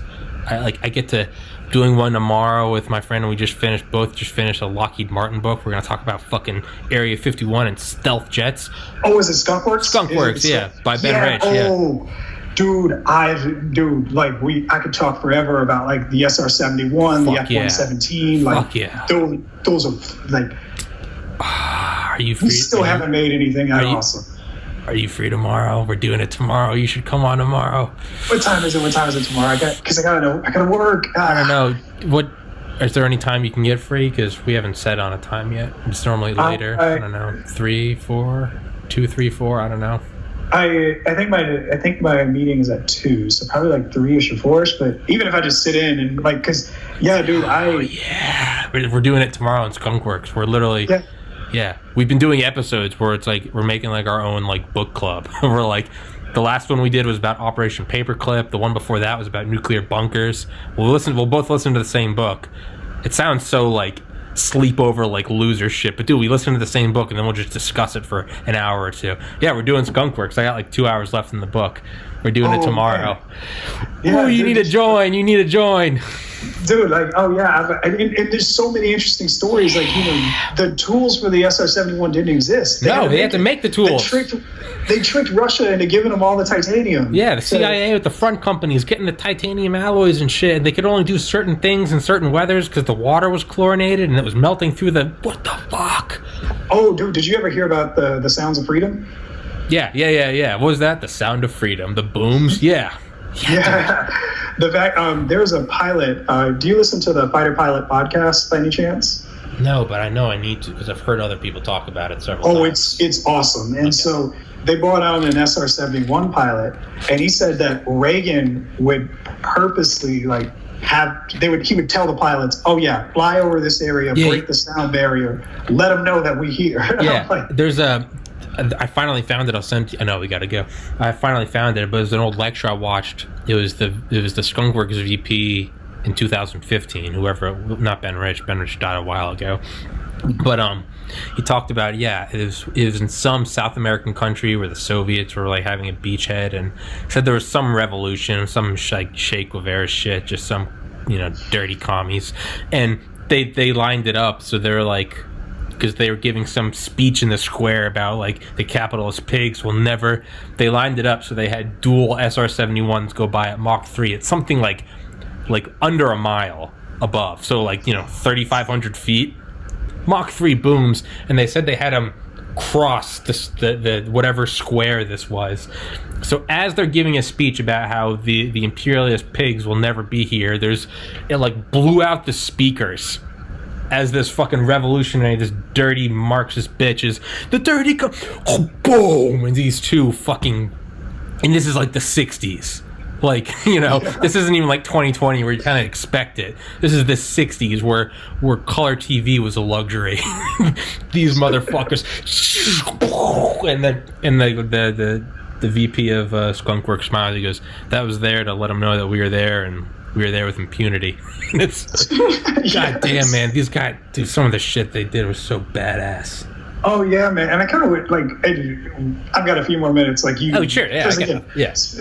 Aerospace, space nerd. So like in being a space nerd, as a kid I didn't appreciate it, but as an adult I do appreciate the aeronautics that paved the way for spaceflight. And so. Just some of the stories, man, where the innovations that they came up with the SR-71, like F-117, yeah. Oh, dude, the F-117. It's so funny. It has one of the pilots on the podcast because he flew the F-117. He said that one of the nicknames, because of course everybody knows it as the wobbling goblin. Yeah. But he said the pilots would call it the wet dream because it came in the middle of the night and you weren't expecting it.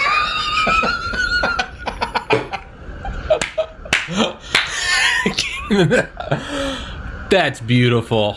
Oh yeah, that's fucking beautiful. Came in the middle of the night, you weren't expecting it. Right. That's and then he also went into the story about he was bombing some bridges. It's when like Saddam Hussein set the oil fields on fire, and he had like this crazy night where he almost died because he dropped his bombs too low and almost crashed because of the aftershock. And both times when he went to go refuel, the person that was operating the boomstick or was in the tanker was a woman, and she was just flashing all the pilots. Like, dude, I will send you that episode. Please like, do. Please do. Yeah, dude, it's the craziest shit they did, man. Yeah, and it's like, because don't get me wrong, being black and American, you have a complicated relationship, but there are instances where, like, aerospace for me makes me so patriotic. Where Dude, I'm like, yes. There's almost like a certain, and it kind of sucks, but like, patriotism is definitely not like in. I don't think it has been since like the 90s. But like, I can't help but listen to these, and I'm just like, fucking America, and like, you almost don't want to be that, like, that like hoorah, like, because there is a lot of wrong in the world and with our country, but like, other times I listen to this shit and I'm just like, god damn it, like, and like, it sucks because like, no one's really proud to say it, but like, really am proud to be an American. It's not just some like propaganda shit. Yeah, you read about the SR-71 and you're just like, fucking yes. Or like, for example, the SpaceX launch. Yeah, I'm so conflicted because on the one hand, I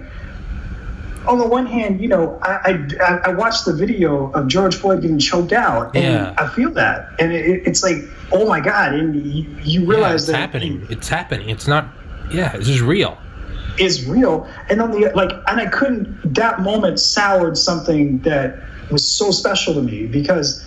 On the other hand, like within that same week, we had the SpaceX launch, and dude, let me tell you, like, part of the reason why I went to med school was because they canceled the shuttle, and I was like, well, fuck, I don't know what to do. Like, so to see that happen and realize, like, no, the dream isn't dead. Like, I legit cried during the launch. But it's a duality. Like, I want to feel proud. Like, this instance makes me, like, the things we put in the sky makes me feel so proud. But at the same time, like, damn, like, dude, I'm with you the same way, man. That was a big thing. I remember thinking, I was like, man, there's like this poetic duality of, like, on one hand, we're like barbaric Stone Ages where it's like okay to kill a dude because he's got a different like pigment composition, and then in like this same society, we're putting people on space and landing the rockets, and it's like. It exists in the same universe, right? It's like, it's hard. Yeah, it is conflicting. It's, I think part of like growing up, like in the time we did, it's like cool to be woke. It's cool to be like, America does a lot of bad, and it's true. But then like, I also can't help but like realize that it's like, it's by no means perfect, but I think it's the least imperfect place in the world. Like, it's by no means like, and that's one thing I've started to like finally realize, and probably within the last couple weeks, I'm like, it is okay to be patriotic and be like, dude, like, we live in a place that's like safe enough that like, in regards to the rest of like recorded history, it is better. It's okay to acknowledge that it is by no means finished. The bipedal organism, the simulations, like, this is a brutal iteration we're going through right now. We're going through the riot iteration with the pandemic iteration, and it has the racism patch. Like, it's a shitty bump in the software. But, like, I'm like, damn, like, of all the powers that there could be, CCP, USSR, Nazis, I'm like, damn, this is the least imperfect. And it's like, it's okay to like hate aspects of it, but you don't gotta throw the baby out with the bathwater. You can be like, there are also people that like are wonderful people, and it's okay to be like, we are the nation that built the SR-71, like fucking killed Hitler, like went in and like knocked out the psychopathic Japanese in World War II. We're also the ones that, civil rights we're still not there. Like, and there is a sort of like, you gotta come to peace with that it's not all or nothing. You can hate aspects of it. You can be like, I lived in southern Georgia, man. I tell you right now, that place is 1865. My first night working at a bar said, make sure they have shoes, make sure they have shirts, and no blacks. This was in 2010. Wrap your head around that.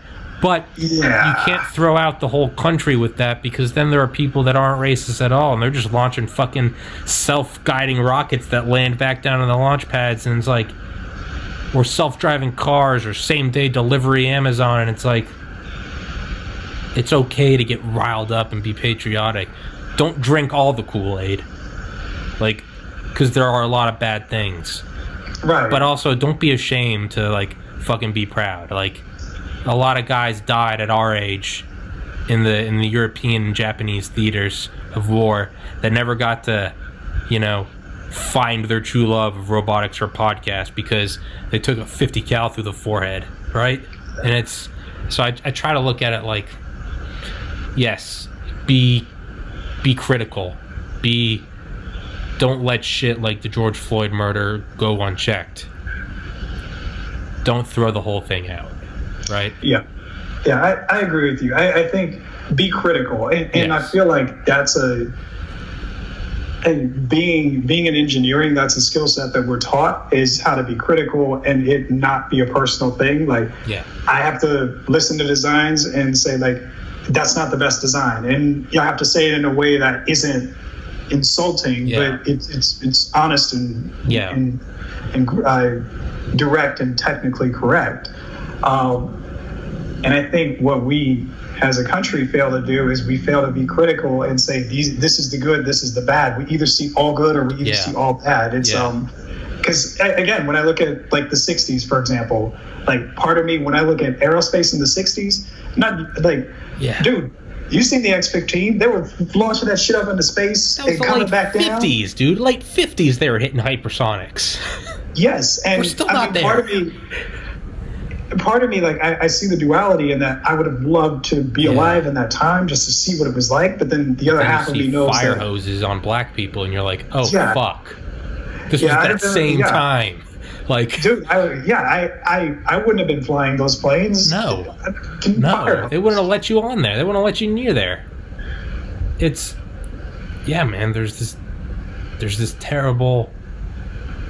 But I think the idea that we need to tear the whole thing down. America, there's a lot wrong with it, but there are other alternate timelines where there can be powers that a George Floyd type murder or travesty would be the least of our problems. But look at the Muslim concentration camps in China as we speak. Look at the 6 million Jews dead in Nazi Germany. And I'm not trying to downplay George Floyd, but I'm like, that is a good problem to have. All things considered. You got to get out there. You got to protest. You got to make your voice heard. It could be a lot worse. And it's easy for me to say. I'm a white dude, man. It's, Right. Yeah, so with me, it's not on a scale of it could be better or worse. It's we could be living in a timeline where a George Floyd murder would be perfectly acceptable and cheered. Yeah. That's the scary part. And one thing that I am generally, how do I say this and not sound offensive? But we're not trying to be PC here. Yeah, one of the good parts about this whole situation is that it's something that everybody can look at. Like, doesn't matter where you fall on the political spectrum. Everybody who saw that video was like, everyone agrees. Everyone's like, that's, and that hasn't happened before. And very so true. That's a big push for civil rights, because now you have everybody saying, oh shit, that is a problem. Whereas before, like, it's like, oh, well, he attacked the cop. Yeah, what was it, Michael Brown? Was that him? Yeah. Trayvon. There are still people that are like, well, And this is the first time where everyone's like, and it came out, George Floyd pistol whooped a pregnant woman. But even when that came out, it's like, even the Nazis got fair trials, man. That's not okay. It doesn't matter what he did in the past. The cop didn't know that, and even if he did, that doesn't matter. You got to look at it. It could have been me. I could have pistol whipped someone in the past, or it could just be Aaron, who's just building fucking robots, right? And you're right. This is a universal thing where even when that came out, there are people like, it doesn't matter, man. Like, you can't do that. You cannot do that. I had on the Delta Force guys, and they were like, to me, that's a cop that cold hard killers, and they were like, you can't do that. You're right. This is the first time where 99.999% of people are like, that's not good. That can't happen. Right. And so from a civil rights standpoint, like, this is where I was having a conversation about this, I think last week, but this is a once in a 20 plus year occurrence where you can make major leaps and bounds. Like, you could, I don't know if you could make it on the same magnitude as the civil rights movement as far as how not just legislation was changed, but cultural perspective. But this is that caliber because it's universally wrong. You can see it's racially motivated. Everybody agrees. I mean, even because, I live in the part of South Carolina that is red as can be, and the people that I work with, big burly proud South Carolinians are like, that's wrong. And that's powerful. So I think if we have those conversations and we push for change, or we push for progress and change in that aspect, this would be one of the times, like one of the rare times in a generation where we can actually budget just a little bit. Make a move, And then somebody else would make a move, and then when we get to Mars, it won't fucking matter because, you don't care about race. Like, Mars doesn't care who you are. Mars is going to kill you. Mars doesn't give a fuck. Mars is COVID on steroids. It doesn't give a fuck if you're marching for a haircut or for George Floyd. It will kill you, right? It's right. But you're right, man. Because I remember I was even texting my friends from Valdosta. And I remember to me, it was even kind of shocking because they were like, man, that guy was murdered in cold blood. And it was like, you guys have Confederate flags on your trucks. But they were like, that's fucked up, man. And it was like, damn, you're right. This is I mean, Trump allocated $100 billion to black community revitalization, which you need to get your hands on for your company. I wrote that down. I meant to mention it earlier. You got to get your fingers in there, man. You could use it for your outreach. But that's $0.1 trillion in the wake of the George Floyd. That's real. It wasn't just a thing where everyone changed their profile picture on Facebook and then it disappeared in a week, right? Yeah, no, this stick. Yeah, and you're right, and I said that we gotta go. I had a podcast a couple weeks ago, and we were actually with the guy that I'm doing the SR7, not at the Skunkworks one with tomorrow. We were like, how odd are the similarities with the 60s, right? It's turbulent times. You got peace, war, left, right, hippie, conservative, serve your country versus baby killers. And in the meantime of all this chaos, we're landing on the moon. Rockets are landing as a private company is docking with the International Space Station. It's I don't know. I don't know if that's good or bad. Mirroring the 60s. I don't know, man. Yeah, it's time is cyclical. The seasons are cycles. The definition of a day is a cycle. The definition of a year is a big ass circle. Big ass cycle, yeah. That's the scientific honestly, term. Big ass. We could just be on the second go round, and maybe it's a 60s level era where we make those leaps and bounds socially and technologically, and hopefully it leads to something that's a little bit better. That's the way I feel about it. Maybe these are just huge 50-year bipedal iterations. We did the first one where we went to the moon. The president ended up getting shot in the head, and then it kind of petered out for 30 years. Actually, no, it kind of went into a Cold War. I don't know, man. China, we could be going in a Cold War part 2. What would drive us to What would drive us to Mars faster? I think I told you these jokes, but I have my famous 3 things that would get us to the moon in 2 weeks or less. The first thing on the list is if China goes to the moon and tweets a picture of them kicking over the American flag. Motherfucker. Oh, they do. Part of me kind of hope that happens. I kind of hope that happens. Yeah, no, the space enthusiast in me is because literally they would do that on Friday. And we would be launching up the next Tuesday. NASA would be like, "Oh yeah, we had the rockets there the whole time." Yeah. You can use Trump's childish. You can use his child nature to your advantage. Right. Imagine if China kicked over the American flag. Trump would be like, as of today, $3 trillion allotted to getting us to Mars by October. And and he'd fucking do it. We'd all be like, yeah. I don't know, man. China's throwing billions at their own nuclear fusion reactor. The fusion scientists I had on were like, these two British guys are like, part of me likes it because this is the only thing that's going to get America in the game.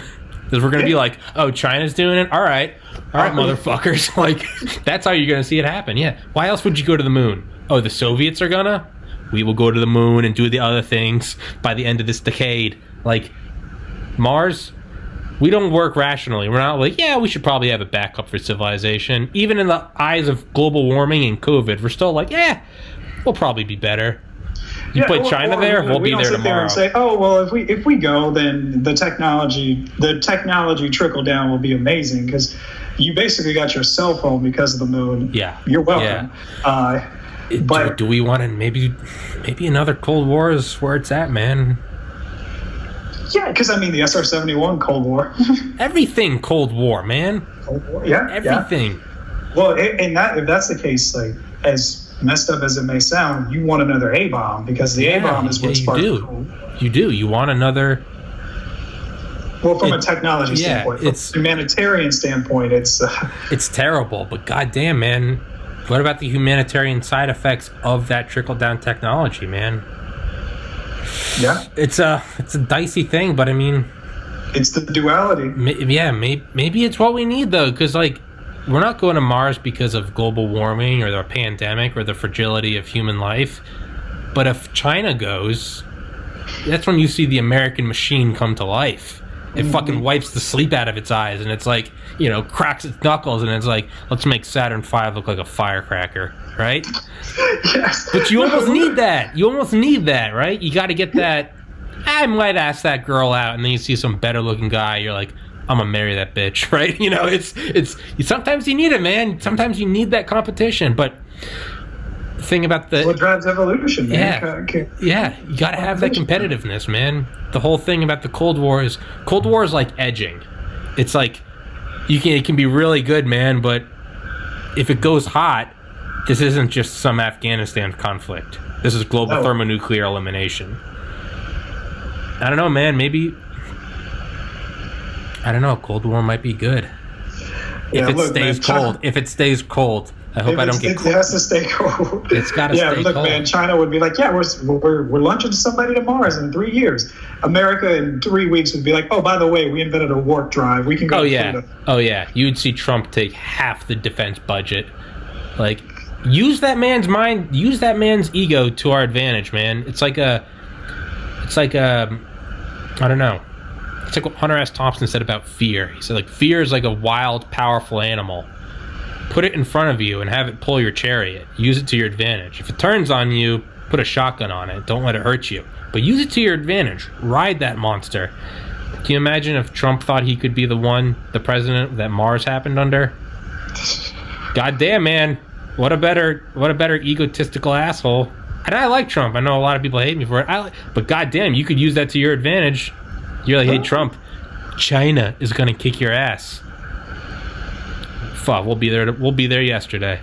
we'll be there in 2 weeks. Yeah, personally speaking, I'm not a fan of Trump, but yeah, again, that's fine. I was going to say, people always come on here. They're like, well, I don't like him. I'm like, that's awesome. Say it. You're not hurting my feelings. Shit on that asshole's face. I don't care. It's being objective though, and saying okay, because for space he has been relatively good, although some of his shit was kind of fucked up because he cut from the science budget. Yeah. No, he's not. He's not perfect by no means. No, and no president is. As much as I love Obama and think he's Obama, top 10 president, he still made mistakes. 7 wars, man. And I voted for him, but you're right. You're right. Can it be used to our advantage? Yeah. And not just necessarily his ego, but American ego. I think he exemplifies us. That we don't, for better or worse, in terms of Yeah. No. You have a point. It's if China or someone we're gonna go to the moon, or we're gonna go there. We're gonna do it by the end of this decade. and all of a sudden we start looking at pictures of ourselves and it's like, man, we went to the moon and we're not doing that anymore. What better thing to bring us all together, man, than some glorious goal, right? Yeah. And it's, yeah, man, and it's, I don't know, is that what needs to happen? Part of me is like, it's so sad that that's the only thing that can get us going, is like an enemy. And another part of me is like, why don't you just accept it for what it is and use it? You know? Yeah, that's the engineer in me, where it's like, ideally I would want ideal conditions. I would want a Mars shot to be like, yes, we're going to advance humanity, this is what we're supposed to do. But you know, if it not even China, if it's like Independence Day and all of a sudden we're facing an extraterrestrial threat or something like that, and that unifies us to get off of the planet and start colonizing, well, not colonizing, but exploring the galaxy. Colonizing everything. Go for it. Then, I mean, if that's what it takes. I mean, it's not perfect, but again, in engineering, you don't care about perfect. You care about what it is, and you're trying to get it to work. I mean, ideally, I wish everyone would rally behind me and subscribe to my podcast, and this is awesome. What's the reality? Everyone's kind of like, why didn't you become a doctor? So instead of wondering and complaining about how it could be, what is it? Well, right. I think I just need to pave this road on my own, and one day it'll work, and I'll be able to say, told you so. So that's just the reality, and it sucks. But like, the reality is like, my car's broken down and I gotta walk there. We can bitch about it all you want, just start walking, man. It's like, just start walking. And it's like, it sucks. Maybe we need some competitiveness to get to Mars. Maybe we need some egotistical douche like Trump. Like, for the record, for anyone listening, I like him. I don't worship him. He's an asshole. Let's use that asshole to our advantage. Be like, hey, they said that you could never get to Mars. They said that you're low energy. Motherfucker, we'd have fusion engines tomorrow. Yeah, they said you would never get to Mars, and you got a tiny dick. Yeah, they said you got a tiny dick. They said that's why. They said that you're not smart enough. They said that you're just not great enough. That's how you get it. We'd have a fusion engine in like 3 days, and it would. Perfect. You'd see Area 51 open up. You'd see Skunkworks getting an infusion of $300 billion. That's how it happens, man. Yeah. And apparently Melania really likes the idea of going to Mars, but, you know, she can hitch a ride with us if you can't bring her. That's how you get America up, man. That's our Viagra. That's how you get us going. Have some motherfuckers shit on us and then go do something and say we can't do it. Oh, yeah. That's how it's done. Same with literally that's what happened with spaceflight. Soviet Union was like, yeah, we put a fucking satellite up, we put a person up, we put a woman up, we put up a dog. We put up a dog. Like, yeah, they put up all this stuff, and America was like, okay. one small step, mother. One fall. Yeah, you put a dog up there. Watch me drive from the Sea of Tranquility, motherfucker. Like, right? You know, that's how it's done. You put a Russian flag up there, bam. We didn't just go up there, we brought up our own whip, too. And we left it there. That's how big dick energy we were. We don't even need that car. I got 3 more. Leave that one on the moon. Fuck you. Yeah, we just leave it. Yeah, what's that, $1 billion? That ain't shit to us. Oh, you don't think we were there? Here, I'll leave a mirror up there the next time I'm up there, because I'm up there, and you can shoot a laser at it and it'll come back. And you'll know because the mirror's there, because I put it there while I was driving. Asshole. Like, hey man, it's maybe, have you ever seen that video where it's like Obama telling Trump he won't be president, and it like zooms in on Trump, and it's like they set the what is it, what's that there's like a meme to it, Curb Your Enthusiasm. Have you seen that? You know, like, and it's like Obama, like, at least I will go down as a president, and it's like zooming in on Trump's face, and it's like womp womp womp, and it's like, but then it zooms out, and it's like the video's on a guy's phone, and it zooms out, and he's standing at the Trump inauguration, and it's like, as it happens, clearly the dude will do it, if not purely for egotistical reasons. Maybe we just gotta like get China to tell him that you'll never go to Mars because your dick's tiny. You're too fat. Your hair's fake. If you want to say it to our face, we'll be on Mars waiting for you. Dude, that's how we get there yesterday. I'm allocating $400 trillion so that way we can beat China to Mars. Dude, that is how you will goddamn see. Yeah, you're right. You got to use that to your advantage, man. And to cycle back around, there's an interesting quote from Neil Armstrong that I really like, and he talks about being an engineer and what that means to him. And he's like, science is about what is, and engineering is about what can be. And that made me think, like, in our trade, I'm looking at the world as it is, and it's kind of like the left brain, right brain, the brain disassociating. I'm looking at the world as it is. I'm trying to see what it can be, and I'm trying to manipulate everything in the world to bring it to that idea. Yeah. So part of it is, and this is why I'm very vocal about presenting kind of the philosophy of science and engineering, is that part of the things, one of the things that I've learned to really accept is, like, you just got to accept the system as it is and try to change it. Yes. Like, accept the system, know the rules, and try to manipulate it to your endpoint. Humans weren't born with wings, so we can't naturally fly. Well, guess what? If you move air over something, lower the pressure and raise that bitch.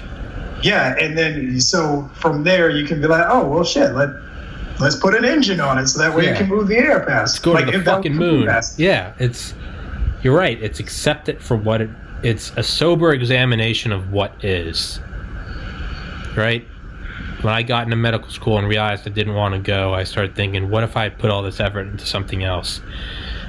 And then losing a brother to suicide, I really had to come to terms with the reality that things happen, and they happened. Good or bad, reason or not, creator or no creator, nihilism, I don't know. It happened. It is what it is. What are you going to do about it? And it's, okay, so let's start, Last December, like I said, the time is going to pass. Let's just start doing an episode a day. Blink your eyes, be at 121. It's, where are we right now? What is here right now? Okay, it sucks, but saying that it sucks isn't going to help us. Sitting on the ground and going, I wish we had wings, I hate these stupid feet, that didn't get us anywhere. What got us there was thousands upon thousands of test pilot deaths, and finally getting there, right? That's how we finally got there. That's SpaceX landing rockets. It didn't happen like that. No. Billions of dollars of equipment blew up. Right. And again, it's that if you're on that journey, if you're doing something big, I guess we're bringing it back for the moral content of the podcast, because otherwise it's just us dicking around. Otherwise it's just us jerking each other off. Oh, we're both going for our dreams. Oh, we're so smart. Fucking just a couple of douchebags. Our egos are inflating like hot air balloons. Right, but again, I'm a space guy, so think about, for as long as humanity has existed, tens of thousands of years, how many people have looked up at the moon and said, dang, I want to go there? Yeah. And, over centuries, over millennia, people, the technology advanced, and finally at some point we were able to, plant flags and drive and park our whips on it and say, fuck it. One small step, motherfucker. Aaron Shepard, 2020. You're right, man. Yeah, if I ever go to the moon, that'll be one small step, motherfucker. We in here now. We out here. Side note, I think, growing up, I've always, there are a lot of black kids. Well, I can't speak for all of us, but I know some black kids want to be the first black person to do something. I want to be the first black person on the moon. I don't know if that'll happen, but I think that would be pretty dope. I think you can do it. Hasn't happened. Fuck yeah, man. You gotta do the first Instagram post on the moon. That's gonna be big dick swinging. When you start seeing posts tagged on the moon, and it's literally just all y'all in my selfie, whether you want to be or not, and you just take a selfie with the Earth. Yeah. Tag yourself, right? That's gonna be big dick swinging, man. That is, that's BDE. Yeah, big dick energy, baby. On that note, I've kept you 30 minutes longer than I said I would. I apologize. Oh man, it's all good. It's all good, man. We just having fun talking. Fuck yeah. That's why I love having you on. Is whenever I start to apologize for, you're like, dude, you're like, this is why I do it. I'm like, okay. Yeah, I'm just having fun. Like yeah. Yeah, but dude, like BDE, like it. But again, I think like part of that, it's the side of the American identity that we have to embrace. Like, yeah, we tend to be short-sighted. We're young as a country. We're fucked up in a lot of ways, but we've done some pretty dope stuff. Like, yeah. There's nothing good about only looking at the negative. Like, be aware of it, but what would you get at, like nihilism? We just said, fuck that guy. What would you get at it being like, America sucks, fuck this place? Do you want to live in a place that you think sucks and fuck this place? How about, I don't know, like, there's a lot of cool shit, there's a lot of bad shit. Let's try to move that balance so there's more cool shit and less bad shit. We're out here, we got George Floyd here, we got SpaceX going to the ISS here. Let's tip that scale so there's more good and less bad. Like, that's the way to look at it, is like, because if you throw out the whole system, you're going to get someplace that's all bad. Right. And like, for me personally, with the George Floyd and SpaceX, like, I'm using that to my advantage because since I have the unique perspective of being part of both communities, in the sense that I'm a part of the space community and I'm a part of the Black community. And so being able to tie the two together and use that as a perspective. So, from the space side, I can say like, hey, this was awesome, but look at all this injustice that happened and look at how that makes me feel. And I can bring attention to it that way. And on the same token, I can, for people that I know who are suffering, who are like, man, this all sucks, I can be like, yo, we back in space, dog. Like, we're back. Like, dude, we're at the beginning of the second space race. Yes. Like, get that through your head. We're going to live for it. Like, we're going to be alive for it. That's insane. Yes. I can tell you now, from a NASA perspective, everything is done. All we're talking about is the moon. It's happening. There's no more 40 years of blue balling, man. Like, it's happening. No. Like, happening. No, I mean, happening status. My team is actually, my team is actually building robots right now to like assemble shit on the moon, so that way you can have power when the astronauts get there. That's where we like. That's happening. That's happening. Like, look at the brilliance. $2.5 million mission, and that's a drop in the bucket. That's a small one. They're like, oh, okay, yeah, cool. Yeah, see what you can do with that. Yeah. So we're part of the second space race, and I think that it's a wonderful opportunity, like, to not only get us back up in space again or back on the moon, but it's a wonderful opportunity to teach and to because, again, one of the things that makes space so appealing to me is space does not give a fuck what the color of your skin is or who you vote for or none of that. Like, yeah, I'll kill all of you. Yeah, so when you're in, like, we're on the ISS right now with a bunch of Russians. Like, yeah. It's they don't have time to fight. Yeah, it's like what you said about like Yosemite, or it's not Yosemite, Yellowstone. You're like, what I like about this was like right after the George Floyd protests. Aaron and I were texting because we're fucking besties, and we were talking about Yellowstone possibly exploding and killing all of us. And you're like, you know what? I at least like it because it's an equal opportunity destroyer. And it's like, you're right. You gotta, space doesn't give a fuck.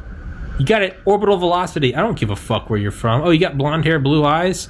I don't give a shit. I'll send you burning into the atmosphere just the same. Oh, you're black? Cool. Down into the atmosphere. Fuck all of y'all. You can't grow your own crops and create your own oxygen? You're here to die. I don't care about your color or creed. Eat you alive. Yeah. Doesn't matter if you have, if you have dark skin, you might get sunburned less. Bullshit. Interplanetary space. You want some of that irradiation? I don't give a fuck what color your skin is. I'll cook you all the same, motherfuckers. Oh my god! But yeah, and again, like, that's the beauty of spaceflight, because it makes us realize, like, oh, that's like spaceflight makes us realize that our little bitty problems ain't shit. Like, we'll close it out on was it Carl Sagan that said, if aliens came to Earth and saw our differences, it would be like us looking at different types of grass. as opposed to just saying it's all grass. So you look at your lawn, there's a lot of different types of grass on your lawn, but you don't know. You just go, it's fucking grass. Yeah, it's grass. Like, yeah. That's how absurd our differences are to an outsider. You come in, and we're like, well, they're black and we're white, and they're just like, what? You're all fucking like shitting, pissing bipedal organisms to me. Like, you're equally worthless. On that note, I have now kept you 40 minutes longer than I said it would. I'm sorry, Aaron. No, you're good, man. You were good. It's always a pleasure. Love being on. Love talking, because we start with tech, then we talk about life, and then it's unsavable. It's just unsalvageable. It just goes off the deep end. Yeah, it's like a Reddit conversation, but with only the good parts. Yeah. None of the fuck you, I'm gonna rape your mom. Like, Jesus, dude. I'm sorry. I just didn't think the song was good. Oh, like, yeah, and like, side note too, like, there have been a couple of times when I've been on Reddit and like somebody said something and I'm just like, oh, well, I don't agree, here's why, but I see the point. And the comments that I got were, whoa, like, you could actually peacefully disagree with somebody on here? That's what I found. I found that as a tactic. If I really don't like what they said to me and it starts to boil my blood, I just say, like, agree to disagree, or I say, oh, I didn't know that, like, or no. The go-to is, yeah, you're probably right. No one knows how to... You get ready, they're like, fuck you, you're wrong. Yeah, you're probably right. American flag, poop emoji, hang loose. What? What? It just, no one knows. Yeah, you're probably right. Or honestly, like, too, outside of scientific facts, like, a lot of this shit is just opinion. So, like, opinion is subjective as hell. Like, it's like Bill Hicks. He's like, so, your opinions and your beliefs, they're just that. They're your opinions and beliefs. Well, I believe that God, okay. It's your belief. It's... And two, so you can't... And one thing that I'm learning is that when I talk to people with different opinions, like, me talking to them 9 times out of 10 isn't going to change their opinion. It's just to learn kind of, I just enjoy the process of the conversation and learning how different people think. And it helps me solidify my own opinions half the time, because then I can say, well, he said that America is terrible, but, I can show where, yeah, we made a whole bunch of cool jets and that made everybody want to go into science. And what if, like, the people that invented Google got into computers because of something they saw on TV, which was inspired by somebody who saw the SR-71 fly and say, oh, science is cool. Yeah. Like, and again, it's having that global perspective that I think we just lack as a species. And that's why the people who show it are considered visionaries, or they're so awarded and recognized. That's another thing I found is, like, when I talk to someone, I'm like, I'm not going to change their mind, and they're not going to change mine. So instead, I'm like, let's see how tolerant I can be of someone else's belief and not get riled up. Earlier in the conversation, I like Trump. Aaron, I don't like Trump.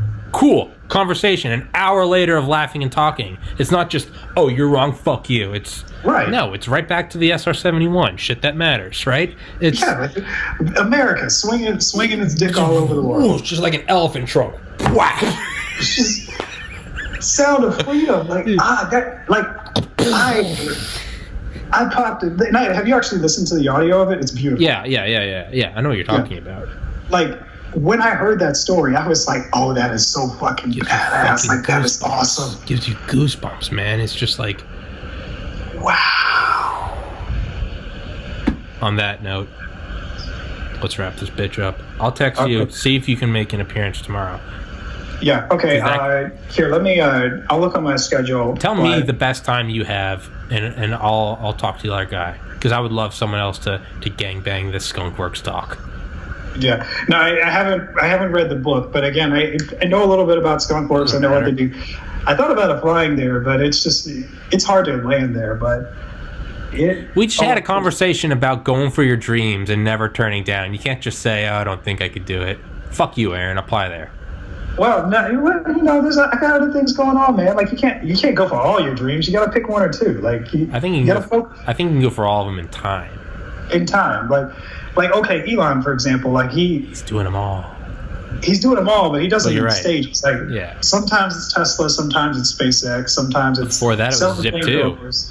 Before that it was you just had to get the bankroll. Right. He didn't have a passion for PayPal. It was just he understood the chess move. Yep. And that's how And so, like, same with me. Like, sometimes it's Cogito, sometimes it's NASA, sometimes it's whatever. But either way, like, I pick a section, focus on it, develop it up, and then when I'm not that I'm abandoning the section, but I'm focusing somewhere else just for the change of pace. Like, sometimes it's good to worry about running a startup, and then sometimes I just want to sit there and watch NASA do stuff and just be like, oh, that's awesome. Yeah. And not really have to think about like, oh, well, how am I going to get funding for this next project, or who am I going to have to talk to? Like, who am I going to have to strip for to pay for these robots? Shit, Aaron, I'll pay for you, man. I'll get some. All right, dude, my bladder's about to explode again. Yeah, man. This is a long one, so this is going to take a while to upload, so it probably won't be up tonight, but I'll send you the link and I'll text you about tomorrow, and as always, let's do another one. Yeah, definitely, man. Yeah. Right. I'm getting in on the ground floor, so that way when you become really big... Exactly. I get it. No, I understand and I respect it. It's an investment. You'll have all these people, then you'll have me. It's like, why is he here? It's like, oh, I was there from... Yeah, exactly. Oh, I get it, man. I get it. It's brilliant. I respect it, because you're helping me. How come you can always get on TPC? There from the beginning, bitch. Yeah. Hey, man, it's investment. I get it. I'm not insulted. I'm complimented. Exactly. Long-term. Yeah. That's what I told my wife. Like, when I looked at my wife, I was like, oh, you're an investment girl. You're going to be good in 50 years. Like, you're going to look good in 50 years, and I know it. So this is a blue chip stock, baby. Slow and steady. Slow is smooth. Smooth is fast. Exactly. Not that there's anything wrong with that, but she's like, well, why me? Like, I'm like, because bitch, you're beautiful. That's why. You make my knees weak, bitch. That's why. It's beautiful. And you're going to stay that way, too. I saw your mom. Your mom looks good, so I'm going to give it. Ooh, Aaron, do you want me to slip that out? That could come back to bite you. I'm just kidding. I'm not editing that out. Fuck you. Black don't crack, baby. Yeah. Hey, one of the benefits, you know. Not white, man. Not white. By the time I'm 30, I'll look 50. So. Yeah. Well, that's actually an interesting thing to me, too, is like how different races age. Because, like, Asians, for example, don't age at all. And then around 65, they get like 200 years. Yeah. It's like, whoa. Yeah. I know that sounds wrong and stereotypical. No, it's not. It's true, man. Same with, like, Russian girls. Russian girls are either the hottest girl you've ever seen in your life, or it's like some homely babushka. There's no... It's like a Melania Trump, or it's like, would you like some porridge? Like, there's nothing in between. It's not racist, man. It is what it is.